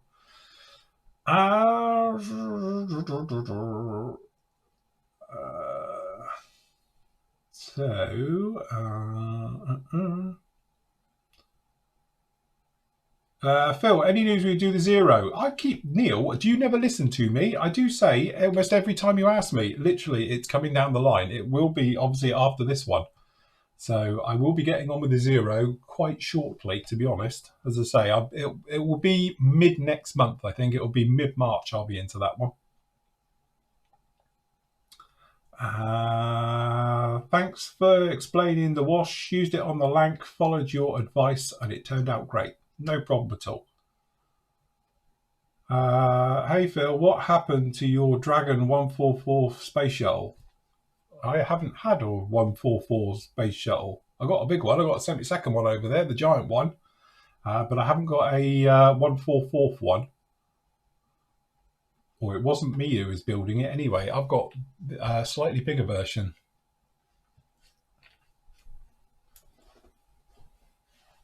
Yes, and Matt over on the PM Models site, because apparently they've defected on me now. They've set up a rival group. But if you go over to the PM, I haven't got any link or anything here. I don't think any of them in. So Roger, post up the link to Matt's video in the chat, and I'll post it over to the other one. So yes, but Matt's started his video series as well. So what I'll do is it's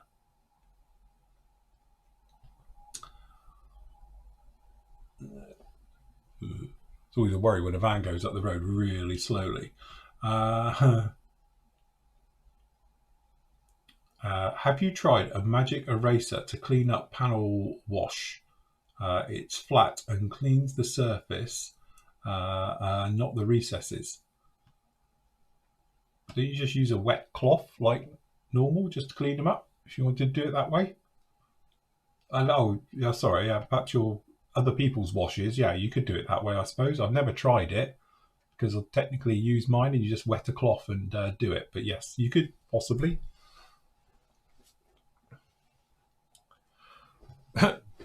Matt's new site, Rebel Models. Bless him. Yes.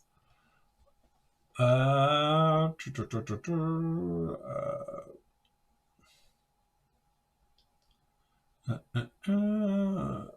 we? Sorry, I'm trying to do this.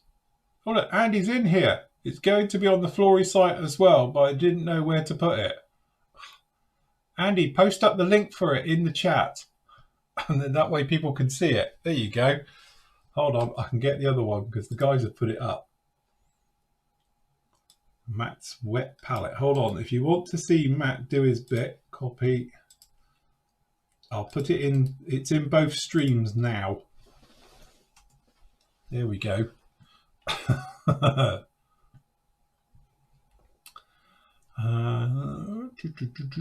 Hi Phil, just had nightmares when Tamiya decals due to the thickness again. I have many micro sole coats, makes them crack. Any advice? Thing is, if you're into that situation, honestly, I would try Tamiya X20A. Tamiya decals, especially obviously the thicker colour ones, you were probably better off going in there with something a little bit more aggressive. So either, you know, a harsher one, like the old, whatever it's called, Hypersole. If you really want to get them down, that'll do the trick. But I would try X20A. So make sure it's acrylic, not lacquer thinners, acrylic thinners, Tamiya. Give them a brush of that over them and that'll be fine.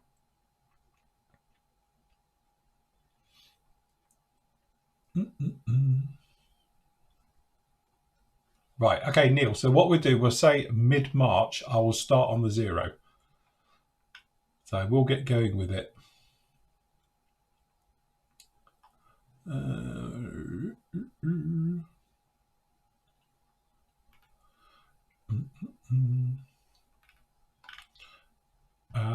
Phil,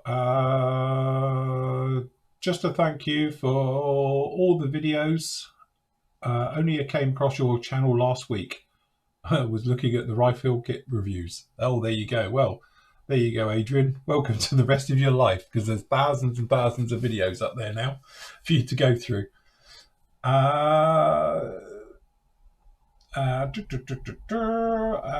Sorry, Phil. The question should have been, did you build the Dragon space shuttle that you reviewed some time ago? No, because the thing is, I did this lump. I did this small little lump.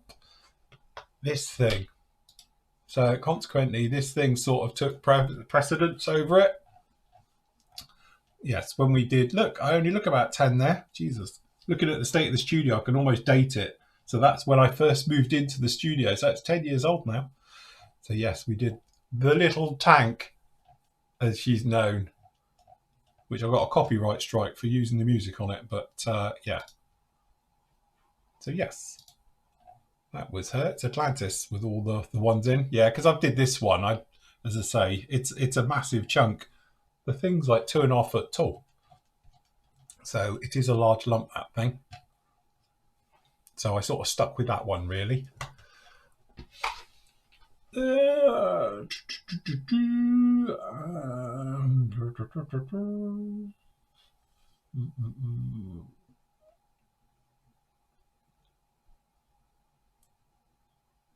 Good question. When looking for a shade, can you mix lacquer paints and acrylics from different manufacturers?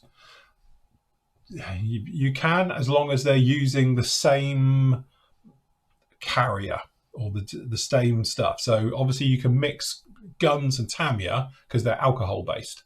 So that's not a problem. Because they're alcohol based, you can mix them with lacquers. So I mix Tamiya with Hitaka all the time. Absolutely no problem at all with that. But what you can't do is mix like model color in with Tamiya or in with other lacquers because it goes funny. So you're okay as long as it's sort of in the right area. So if it's an alcohol based or a lacquer based paint, no problem at all. But if you're using like a water based acrylic, obviously you can't use that with a lacquer because they just separate and it just turns into grit technically.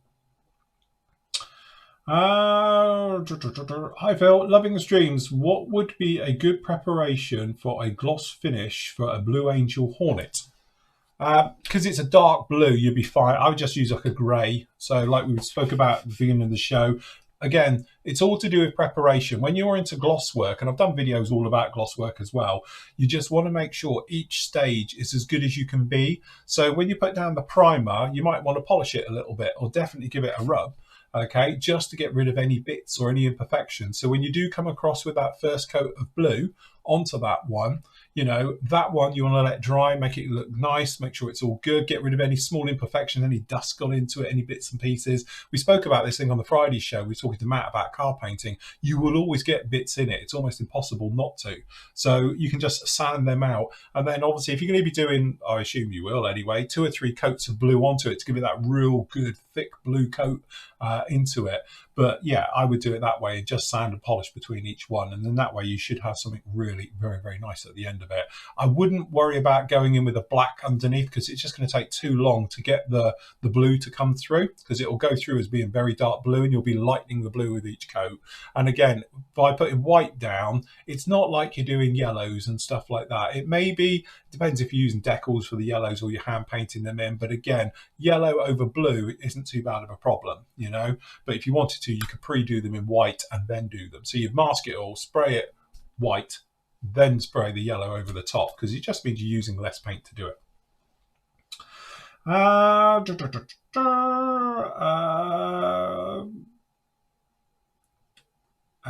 So Neil's going to do a photo build along with me. All right, Neil, we'll do it together. Did you see my question? When is the new membership opening again? Again, this is just an ongoing, still got problems. I'm hoping to hear back from said someone. I will check now to see if they've got back to me. Oh, Andy called me. Hello, Andy. I didn't see your call. Sorry, we were muted. No, they haven't got back to me yet. I'm waiting on some more information that I was hoping to get sort of today or tomorrow about moving forward. What will happen is, I think at the end of the month, if you're a UK resident, we can probably take you back on. That's not a problem.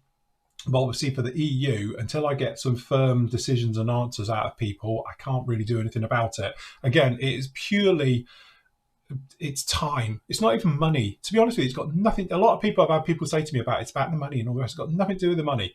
It's time. It just because I've got to do all the paperwork that goes involved with doing VAT on your subscriptions, and I have to log all the information and do it all. And I'm not being funny. It's only £4. And by the time you take the VAT out, it's less than, you know, take the VAT out and the PayPal handling fee, you're down to like £2.20. So it's a hell of a lot of work, literally, for everybody's subscriptions that I've got to do 6 times a year. And it's a horrendous amount of time that's involved to do it. And I just don't want to tie myself up to spending my life, which I've literally just got out of doing, is paperwork all day long. I like to build and do this. I don't want to be stuck upstairs doing paperwork. But as I say, hopefully I will find out more information soon.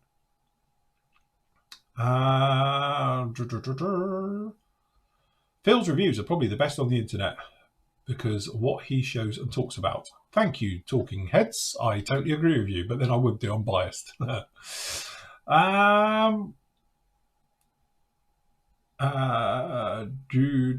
Saw on YouTube Ark Royal launching Buccaneers and Phantoms. The Bucks were chained down at the rear, and the nose was launched. Oh right, you're on about the bridle system. So what is you for change for 72nd? Again, it's really difficult. I showed it the other day. We got some stuff out, and I've got some jewellery, and it looks like the right scale chains for 35th scale. So if I was to tie this down, I've got a roll of it, and it's cheap jewellery stuff. You can find it.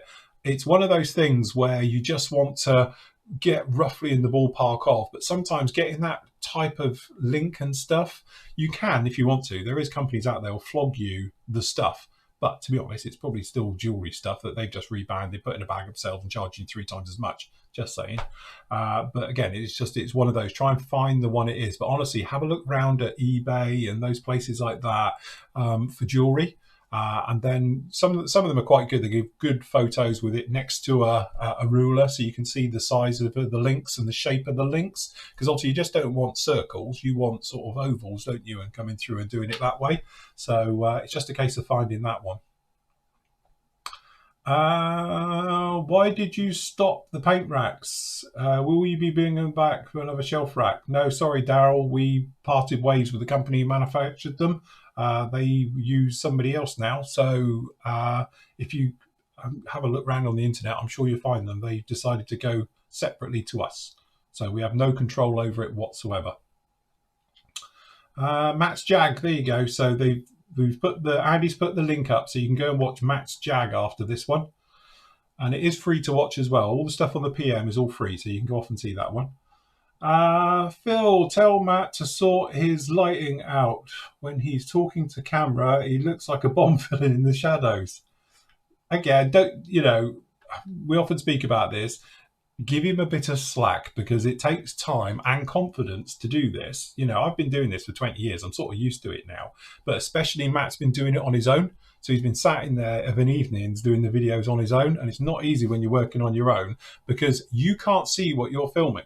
It's different for me because I've got a £10,000 setup in here with all the cameras, and I can see everything that's going on. So if something goes a little bit awry, it's not a problem. We can fix it. But we haven't got that set up at PM, and Matt hasn't got it up there yet. So at the moment, he's having to rely on a lot of God, I hope that came out, which I remember very well back in the day. So, yes.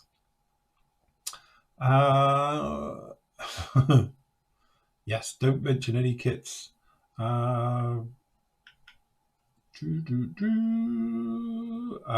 you are building a model in a flight for SIG, what should you post a picture of the base with it of the sprue or aftermarket? I'm waiting on the base and acrylic rod.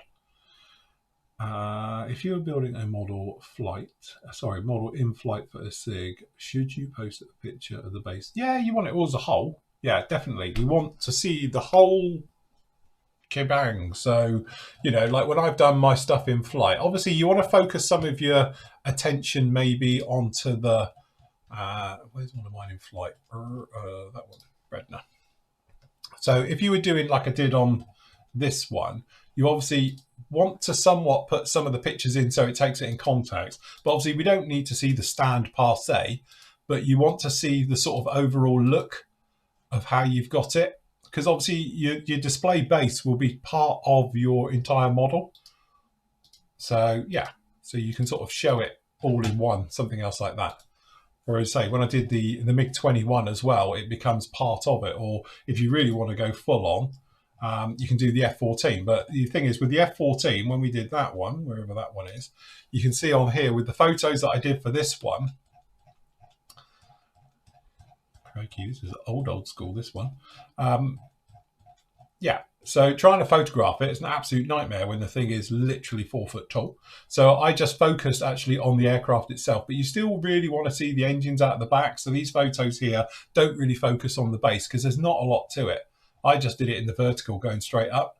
So you could then re-edit the photos to make it look like it's at a jaunty angle. So you can do other photos of it like this to sort of show off all the different angles and stuff. I haven't actually got the photo, but literally that was just photographed up against the wall with the backdrop up against it and then just took the photos up to it. But yeah, so we want to see obviously the model, but also the base. If you've made a nice base for it, so to speak, then you want to see that as well. So yes, there we go. That was just the base for it. It weighs an absolute ton because I didn't want it to knock over. So yeah.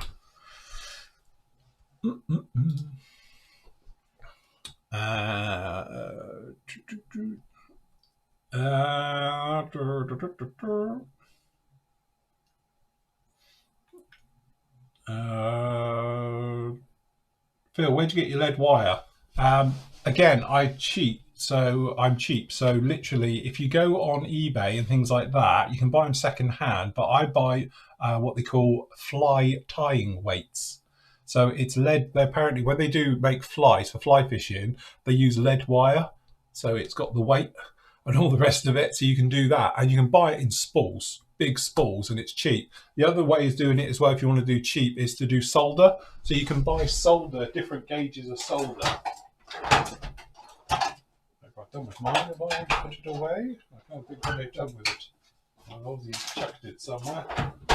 It's here somewhere-ish. It's on here. But you can buy, I showed you on Friday, big spools of lead and tin for doing soldering and stuff like that. So you can get those in different gauges. Now, they don't do tiny, tiny stuff, but they do the bigger ones. So if you want anything from like 0.5 mil upwards, you can get those very easy, and that's cheap as well. Apart from that, your other option is these people. So again, plus model, which if I remember rightly in the check, is it? I'm going to check.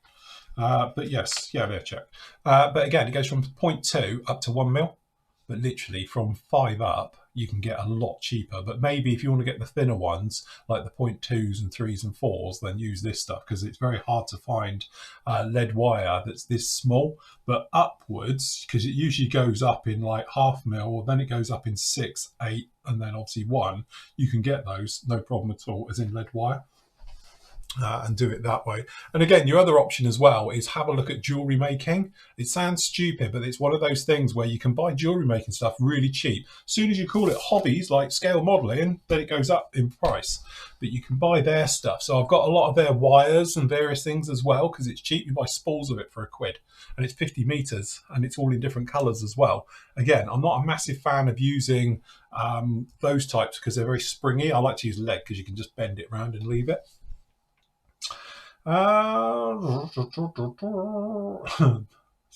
they're talking about the wet palette one, apparently. Okay.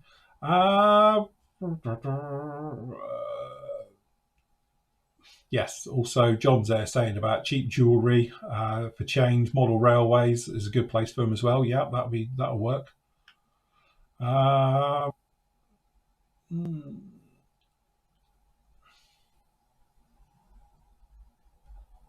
Oh, right. So apparently the people who did the paint racks are shut down. As I say, to be honest, we had a bit of a falling out over there when they went their separate ways. So I wasn't aware of that.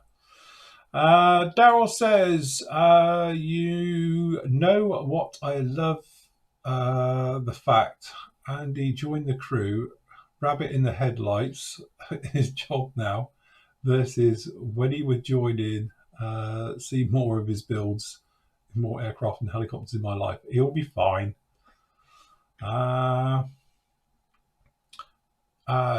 Peter says, just use Flory Dark Wash for the first time. Phil got great results with it. Love the adjustability of the product.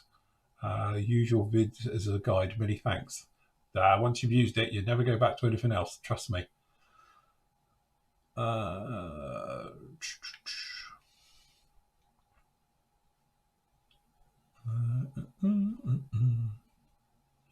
And again, the thing is, like with the paint racks and everything, you know, obviously a lot was said at the time when we first brought them out because of the cost of them. That was nothing to do with us. I had no control over how much they were, and I'll be honest with you, we made bugger all out of them anyway. But you know, it is that thing. The general principle is there. You could make this out of anything. It's just that acrylic is really, really expensive, and that was always the downside to the product. At the end of the day, I couldn't get it to a price where I wanted it to be able to, you know, sort of get it out there to the masses. The other thing as well, it's really fragile because it cracks and breaks. So we used to lose a lot in transit and stuff like that, which was never helpful as well. But, you know, technically you can make this out of anything, out of wood, stuff like that, and just paint it black. You might remember, you just saw it there. My old one, I had the same setup, but it was in wood, which I just knocked up myself one Sunday afternoon. So, and again, if you look at Andy's or anybody else's on there, you can see loads of stuff on it.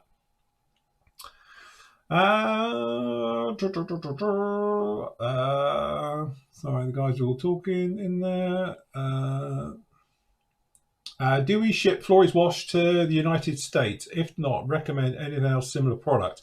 There's nothing else that is similar to Flory Models Wash, I'll tell you. There's companies out there that will claim it's the same, but honestly, no. Anyway, so if you want to get the wash, I highly recommend our friends. And if you go to the Flory site, you can do it. If you're in the USA, go click on the store. And then down in here, if you go over and see Brett, who's normally on here somewhere, you might find him in here. And this is Brett's store in the US, in Colorado. Okay, so he's got the Flory Models range in there. He's all stocked up as well. He had a restock last week. So he's all set and he's good to go. Okay, so he's got all your washes and all your sanders in there. And the big thing is, to be honest, I don't know if Brett is in the chat. If he is, bless him. I don't want to speak out of turn, but Brett could do with sort of updating his site a little bit and explaining the shipping, because like he often says on here that the shipping is per one item, but a lot of it means you can do up to 1 kilo and it costs the same. So you can buy 1 or 10 packs of sanders. It costs you the same to ship it. So it's really cost effective to get a couple of bottles of wash and a couple of packs of sanders and all the rest of it. And it is so much cheaper than what it is if you was to try and get it over here and shipped and everything else. So, because Brett's prices are the same as ours, basically, but obviously you're shipping. And also the big difference is the lead times. So, and at the moment, in all fairness, I am desperately trying to sort out a way to get the Flory Models products back out to the EU. But again, because of the paperwork and everything that goes with it, shipping costs, there you go. Brett is in there. So if you want to talk to Brett, he's actually in there now. And can do it. But Brett, you need to poke up on your website about your shipping, because he often explains it, but it's not there. But if you buy 1 pack of sanders or 10 packs, it's the same postage. So it's not like it goes up incrementally per sander pack and stuff. So it's well worth getting a bit, and that way it's just cheaper to it. But Brett can sort you out for over in the US, because as I say, he's so much quicker than getting it from here. So, but again, we are trying to desperately sort out about getting stocks into Europe, and obviously to get everything. I'm working with people at the moment, desperately trying to sort this out. I know PM at the moment, to be honest, I spoke to Andy about it this morning. I spoke to Matt about it. We're trying to sort out of obviously getting stocks and that over to the EU. It's just because of the paperwork and the time it takes. I think people just don't realise it's the time of doing all the paperwork. If you think you get 50 orders a day, if you're spending an extra 30% of that time doing all the paperwork for it, you can understand where your day goes.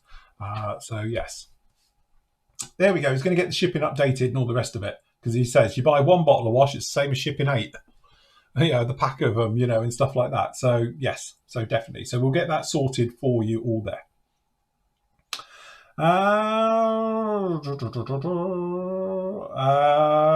Hi Phil, sorry if I missed that answer earlier, but is there an issue with leaving your airbrush tank charged?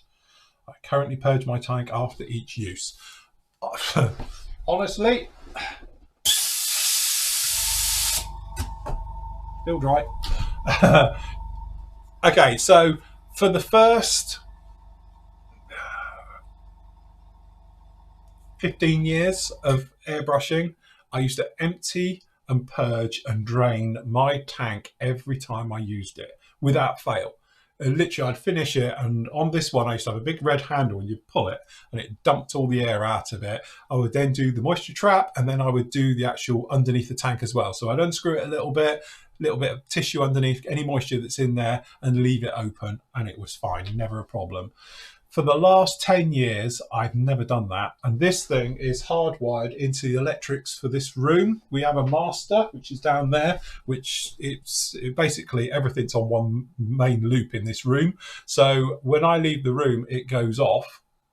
When I come in the room, it goes on. All the lights come on, all the cameras come on, everything literally all fires up. The only things that don't come on is the extractor, but the compressor's onto it as well. But I don't actually empty the compressor ever. And this is the thing, if you had a leak on it, you'd hear it firing up and up, but it's not. It's got no leaks on it, no nothing, unless you turn the pressure right down. But when it's at full pressure like this, it just holds itself and it's good to go. The only thing we do say about it is about draining your tank every month. Just do the moisture trap underneath. So do the moisture trap off the front, but also the sump one as well. So undo it a little bit, put a paper towel underneath it, let it spit the water out, because it'll stop you corroding the tank. You're always going to get moisture in the tank because it's air pressure. So it's always going to have it in there. But obviously, if you're in a very humid country as well, you can actually fill up with water. And then obviously you get corrosion, you get rust, you get a hole in your tank. Hopefully you'll just get a hole in your tank and have to buy a new tank. Worst case scenario, your tank blows up on you. So, and it does happen. So yes, definitely, it's just one of those things. You should literally empty your tank each day. I don't. So it's one of those ones. It's like do as I say, not as I do. I don't think it harms anything because again, I've had this compressor sat here now for basically 10 years.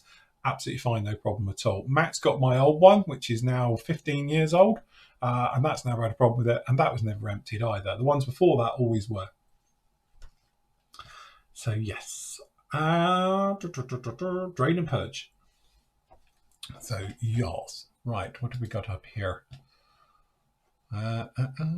We're talking about the Matchbox build soon. Oh God, Matchbox March. Hold on, when's Easter this year? Anyway, happy Shrove Tuesday, everyone, because I had pancakes for breakfast. My other half didn't start work till 11, so she's on a late one tonight. So we had pancakes for breakfast, which is something we never do. But seeing she's working, we can't have them tonight. So happy Pancake Day. For people who don't know, this is in the UK. We have Shrove Tuesday and Ash Wednesday. So that's tomorrow. So don't ask me what they're for. Pancake Day.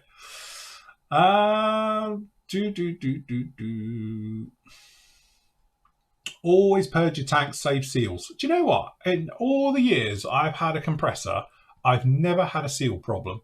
Never. I've had bearings go on it. I've had motors burn out, but I've never had a seal go. Weird that. I'm sure lots of people have had seals go. I'm not saying they don't go, but I've just never had that. Because a lot of people have said to me about they've had to replace the seals and they've got leaks and stuff, but I've physically never had that.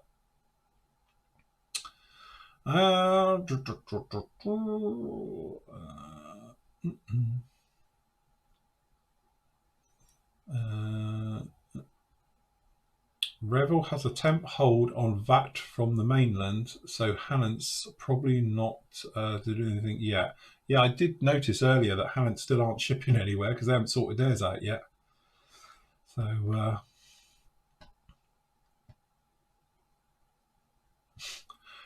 Fat Tuesday here in the US, Ash Wednesday tomorrow. Brilliant.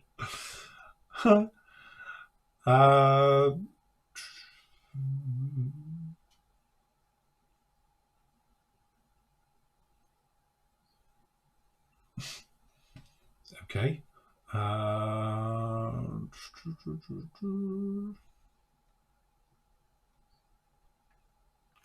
Yes.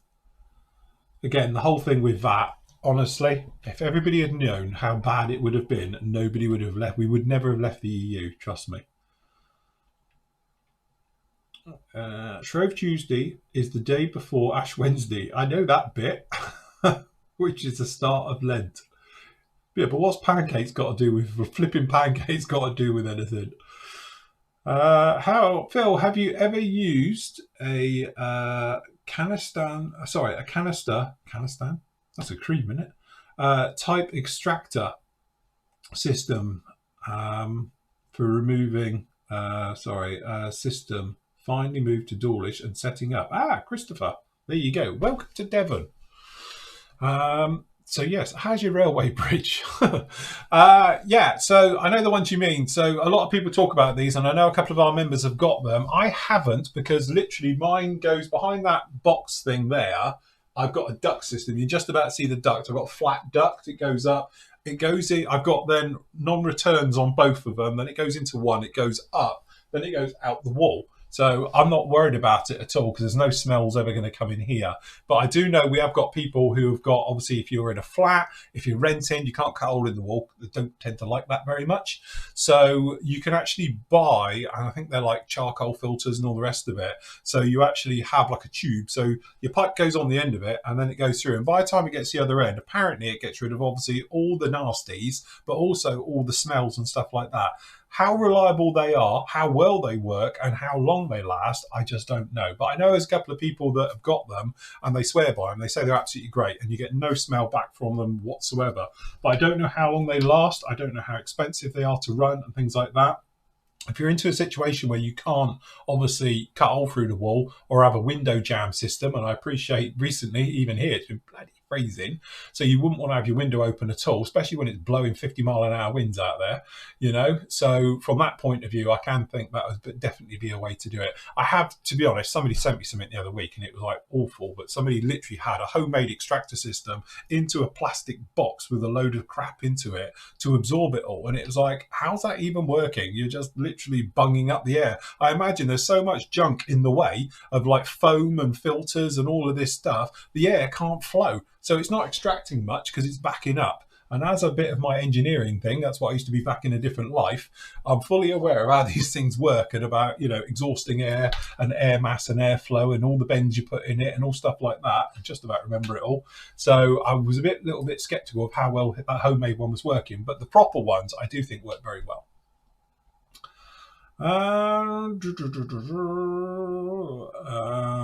What else have we got?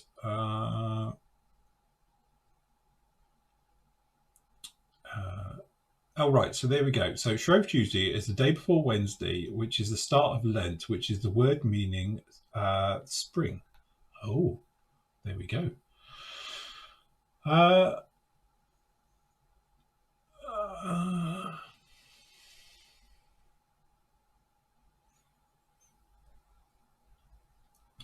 Phil, no, Phil, most of the problems are not directly to do with Brexit. It's about the EU making it look like they are.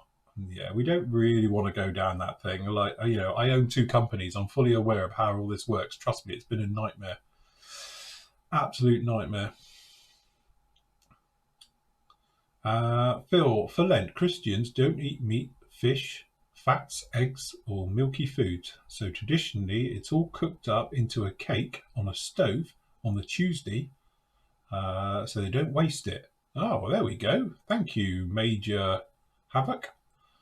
Oh, that's a good way of doing your name as well. So there you go. I was not aware of that. You say every day's a school day, people. And everyone's saying the same thing. So apparently I'm the only person who didn't know that, which is probably about right. There you go. Pancake Tuesday. Great. Gets me out of cooking. Absolutely. Just made pancakes for my granddaughter. Good on you. Good job. Yes, it's done for Lent. What else have we got?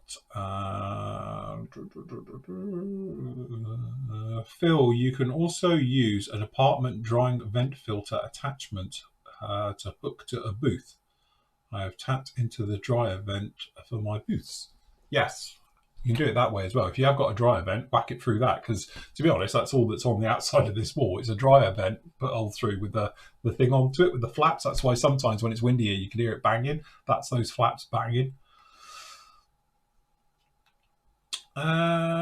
Cake. Who got cake? That's it. Don't mention cake.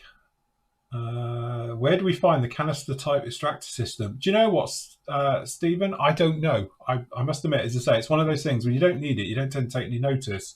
But I know one of our members has it, so he's got this system, and then he's got it on the top of it. So it comes out and goes literally straight into the pipe, and then comes in, and it's on top of it. It's a white tube. It looks just like a white swill pipe on top, but apparently works very well.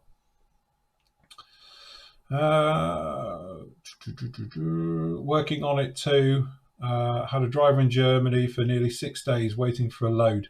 To be honest with you, I think we can say this. We've actually got all our stuff out of Germany. It came through this morning. So, and we didn't have any problems. It all got sorted and everything. So hopefully this will be pretty much the start of everything flooding in, which does mean if you are interested in one of these, we've got them coming back in stock. So...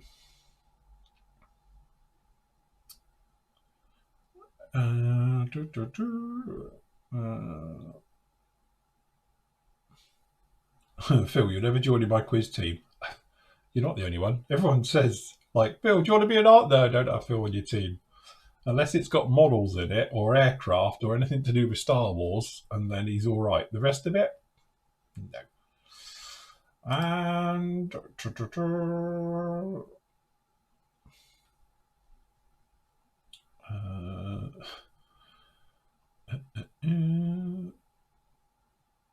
Phil, what does becoming a Flory member entail? Well, money. cash. No. Yeah, basically, we will hopefully get this sorted. Basically, as we sit here right now, we're not taking on any new subscribers. I haven't taken any on to mid-December.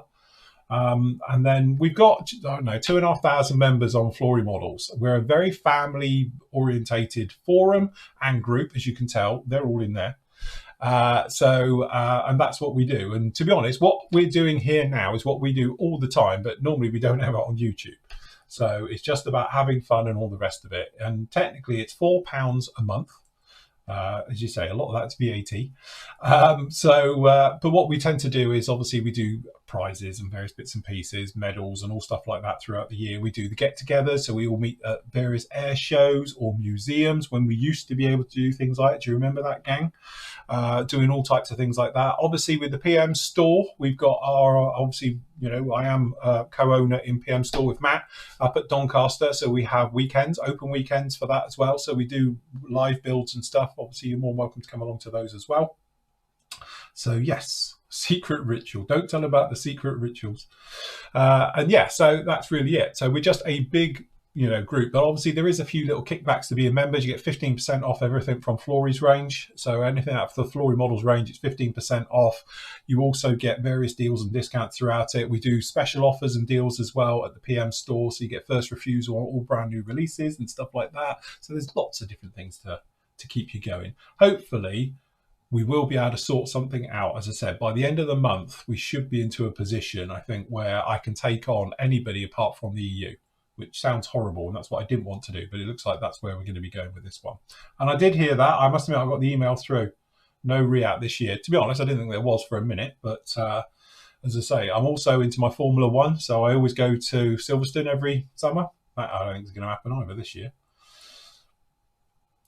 Phil, I'm looking for a good UH1 Huey, preferably gunship version. Any suggestions? So it sounds strange, but actually Kitty Hawk are bringing out and releasing a 35th scale version of their 48 scale one, but it will be correct. It won't be like a hybrid jinxy made up thing that they did last time. It will be the correct one. That's because the guys behind it have done a fantastic job on this one as well. Did a brilliant job on the Huey in 35th scale. So that will be the good one to get one. The other one, to be honest with you, if you can find it, is the Dragon one, which is, I've got one here. They do it in a few different flavours. But for 35th scale is that one. And obviously they do a Vietnam era one, they do gunship versions and all stuff like that as well. It's really long in the tooth now. It's been kicking around forever. But actually for a 35th scale Huey, it's the one to get until I really do believe Kitty Hawk, who would have thought I would have said this, but when Kitty Hawk actually released their one, I think theirs will be the definitive one. Only because I know the guys that are behind it done a really good job on it and it looks good. So I'm looking forward to getting that one, and obviously I will build it.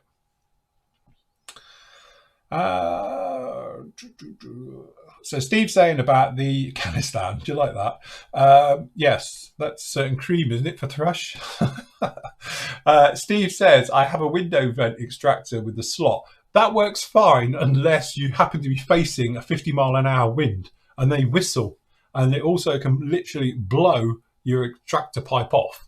And you can actually get the fan to go in reverse as well if you've got a good strong wind with it. So, good job. Bart Sharp spray booze as well, apparently. Is that the people who do the canistan vent system or the canister vents? And also, how much are they? Hi Phil, which Flory wash would you recommend for the panel lines on an anti-flash white aircraft? Depending on your scale, if you're into 72nd, let's assume you're going to do a 72nd Valiant or a Vulcan, then I would probably say go with the dark dirt, maybe lighten it a little bit with a little bit of white with the light wash, or you could go down the grey route. I wouldn't use the grime because I think the grime is too earthy colour. You want something a little bit darker, but yes, I would do something like that. And to be honest, I've done it before with various white stuff I've done on the underside. So if you look at any of the Phantoms out there and stuff like that and Skyhawks, I usually just give them a dark dirt wash and they look absolutely fine. That's okay if you're into sort of 48 scale. When you're into 72nd scale, it can look a little bit dark, so you might just want to lighten it a little bit. So if you probably go in there and use like dark dirt, I'd probably put in maybe 20% of the light wash into it just to lighten it off a little bit, so it's not quite as in your face. Otherwise, it'll look like black lines, and obviously you don't really want black lines. You want more dark lines on there. Neil says he was born on Shrove Tuesday. Happy birthday then, Neil. Mum's never forgiven me because she's missed her pancakes that day. Harsh. Hey, look, Midnight Moller, do not knock Kitty Hawk. Seriously, we've been discussing this at length over the last few weeks. I've been building this the last 2 weeks. And although the instructions are totally crap and useless, I said, somebody needs to redo the instructions. And okay, some of their parts are actually molded back to front. Okay, small issues, I know. The rest of this thing is beautiful, and we've all come to the conclusion that their 32nd and 35th scale stuff is okay. It's the 48 scale that's a problem.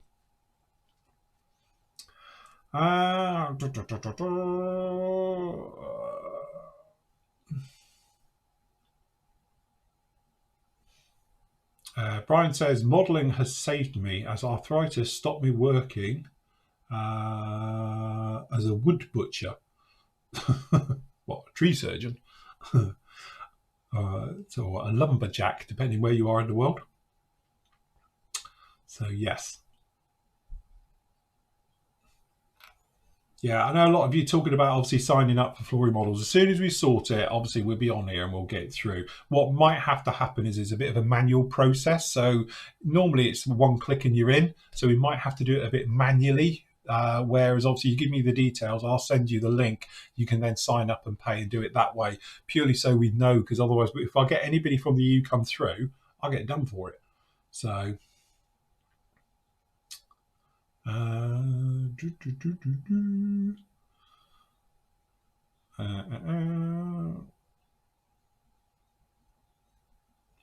yes. Phil, any ideas on how to decant your washes? I find they dribble a lot. Age. Again, not that you can buy them at the moment, but to be honest with you, I do normally sell these. So these have got non-drippy tops, so they're squeezy tops. And then what you do is you just come out the top, look, and then you can do that with it, you know. Again, I was thinking about making these part of the system. They're a bit obviously more expensive than a black cap, but it is something we're looking at. It's just that if I do, it means they won't fit in our packaging anymore. So we can't. So at the moment, we flog them as a separate. Again, I'm out of stock at the moment. I'm hoping to get a restock next week. But I know Brett's got them because Brett's got them in here. Let me show you Brett's because his is easier to get to than mine. So hold on. Brett's got them. Because to be honest, he had the last of mine. So yeah, this is these. So you can buy them as empties if you want to. And they come. But what, I don't know yet. We're still into a little bit of a which way to go with the packaging and various things. So I'd like to swap to these tops. But these tops obviously cost a lot more money. But I don't really want to put the price of the wash up, clearly. But yeah, these are non-drip ones. The other way, of course, if you just want to be as cheap as you can possibly be, is to use a pipette. Obviously, I can't use this one, but because I've used it. But yeah, you just buy these pipettes. You can buy them literally off of eBay for like 1,000 for £1. They are dirt cheap. Just buy them out of China. So you can buy them, and that way you can just draw it out and then use them as you'd like to. So that's another little quick tip.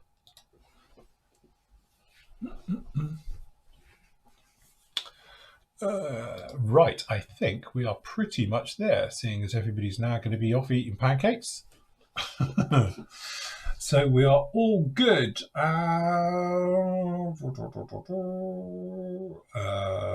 Yeah, that's it. Well, Midnight Modelling talk about their F-35. Again, it's one of their early ones. A lot of trouble with the F-35 is it's a great kit. It's a great aircraft. It goes together really well until you try and close it up and then nothing fits.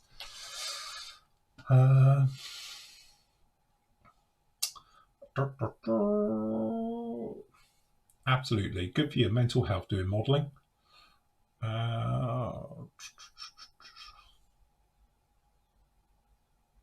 Playing World of Tanks. Crikey. I haven't done that for donkey's years. Phil, how about selling just the tops for your existing bottles? Yes, we could do that. Originally, people wanted extra bottles, so that's why we did the set with the extra bottles. What I'll do is, to be honest with you, right after the show, I've got to sort out some stock things anyway with various places we get the stuff from that make all of this lot. So I will get hold of our said supplier and I'll see how many they've got in stock because I know they're coming in, and then I'll get a couple of thousand on order and we'll get them down. We do them in little sets and do it that way. Right, okay. Hi, Phil. Quick question of the bidding of one armor and one jet, one cup. Okay, Phil. Hi, quick question of a. Hold on. Like everyone's throwing in questions now. Question of the beginning: one armor, one jet, one copter, and one aeroplane. Right, where's the rest of the question? Yeah, those tops, these tops here, because everyone's asked about, they just fit straight on top. It's what we call, these are 20mm tops. Only 20mm top fits them. To be honest, we had an option on a brush. Wasn't very keen on the brush. It was a bit crap, to be honest. But yeah, we had one where you could have a brush in there, but as I say, it doesn't work very well. Okay, cheers. I have to take my spoiled border terrier for a walk. I know the feeling. Mine's now rolling around the sofa. I can hear it. So yes. Right, okay then guys, we will call it right there so I can get on and make a few phone calls and things. Chase up said suppliers. We'll find out all about those. We are with you tomorrow. So we'll be on with the PM team tomorrow as well from 2 o'clock live. We'll be going through obviously the new restocks. We can egg Matt about all of his recent builds and stuff like that. So if you do want to go off and see those, obviously they're in there. I'll link them down below as well in the show notes for this one. So if you want to come and have a look, obviously see what Matt's up to. I know he's done one on a wet pallet and he's also done one obviously on part one of his Jaguar build as he makes his way through. Just to say as well, one thing I'm going to be doing for non-members, I'm going to be putting up a couple of our newer builds. But they're going to be up for a limited time only. So there might only be like part one will be up 1 week, part two next week, so forth and so on. Just as because I'm a tease, really, as we make our way through. So yes, all good stuff. But anyway, we will be with you live tomorrow at 2 o'clock for a couple of hours. So if you want to join us for that one, it'd be absolutely lovely. Don't forget, members, you can see obviously the next part on this one. I am going to have a look around on Friday as well at the group builds and SIGs that are going on at the moment. So obviously, if you've got plans on updating your work and stuff like that, make sure you do it before Friday, because then I can take the world all round to have a look at your great work during the SIGs and group builds as well to make our way through. Right, that's it from me. Happy modelling, chaps. Stay safe, stay sanitised, but most of all, enjoy your modelling.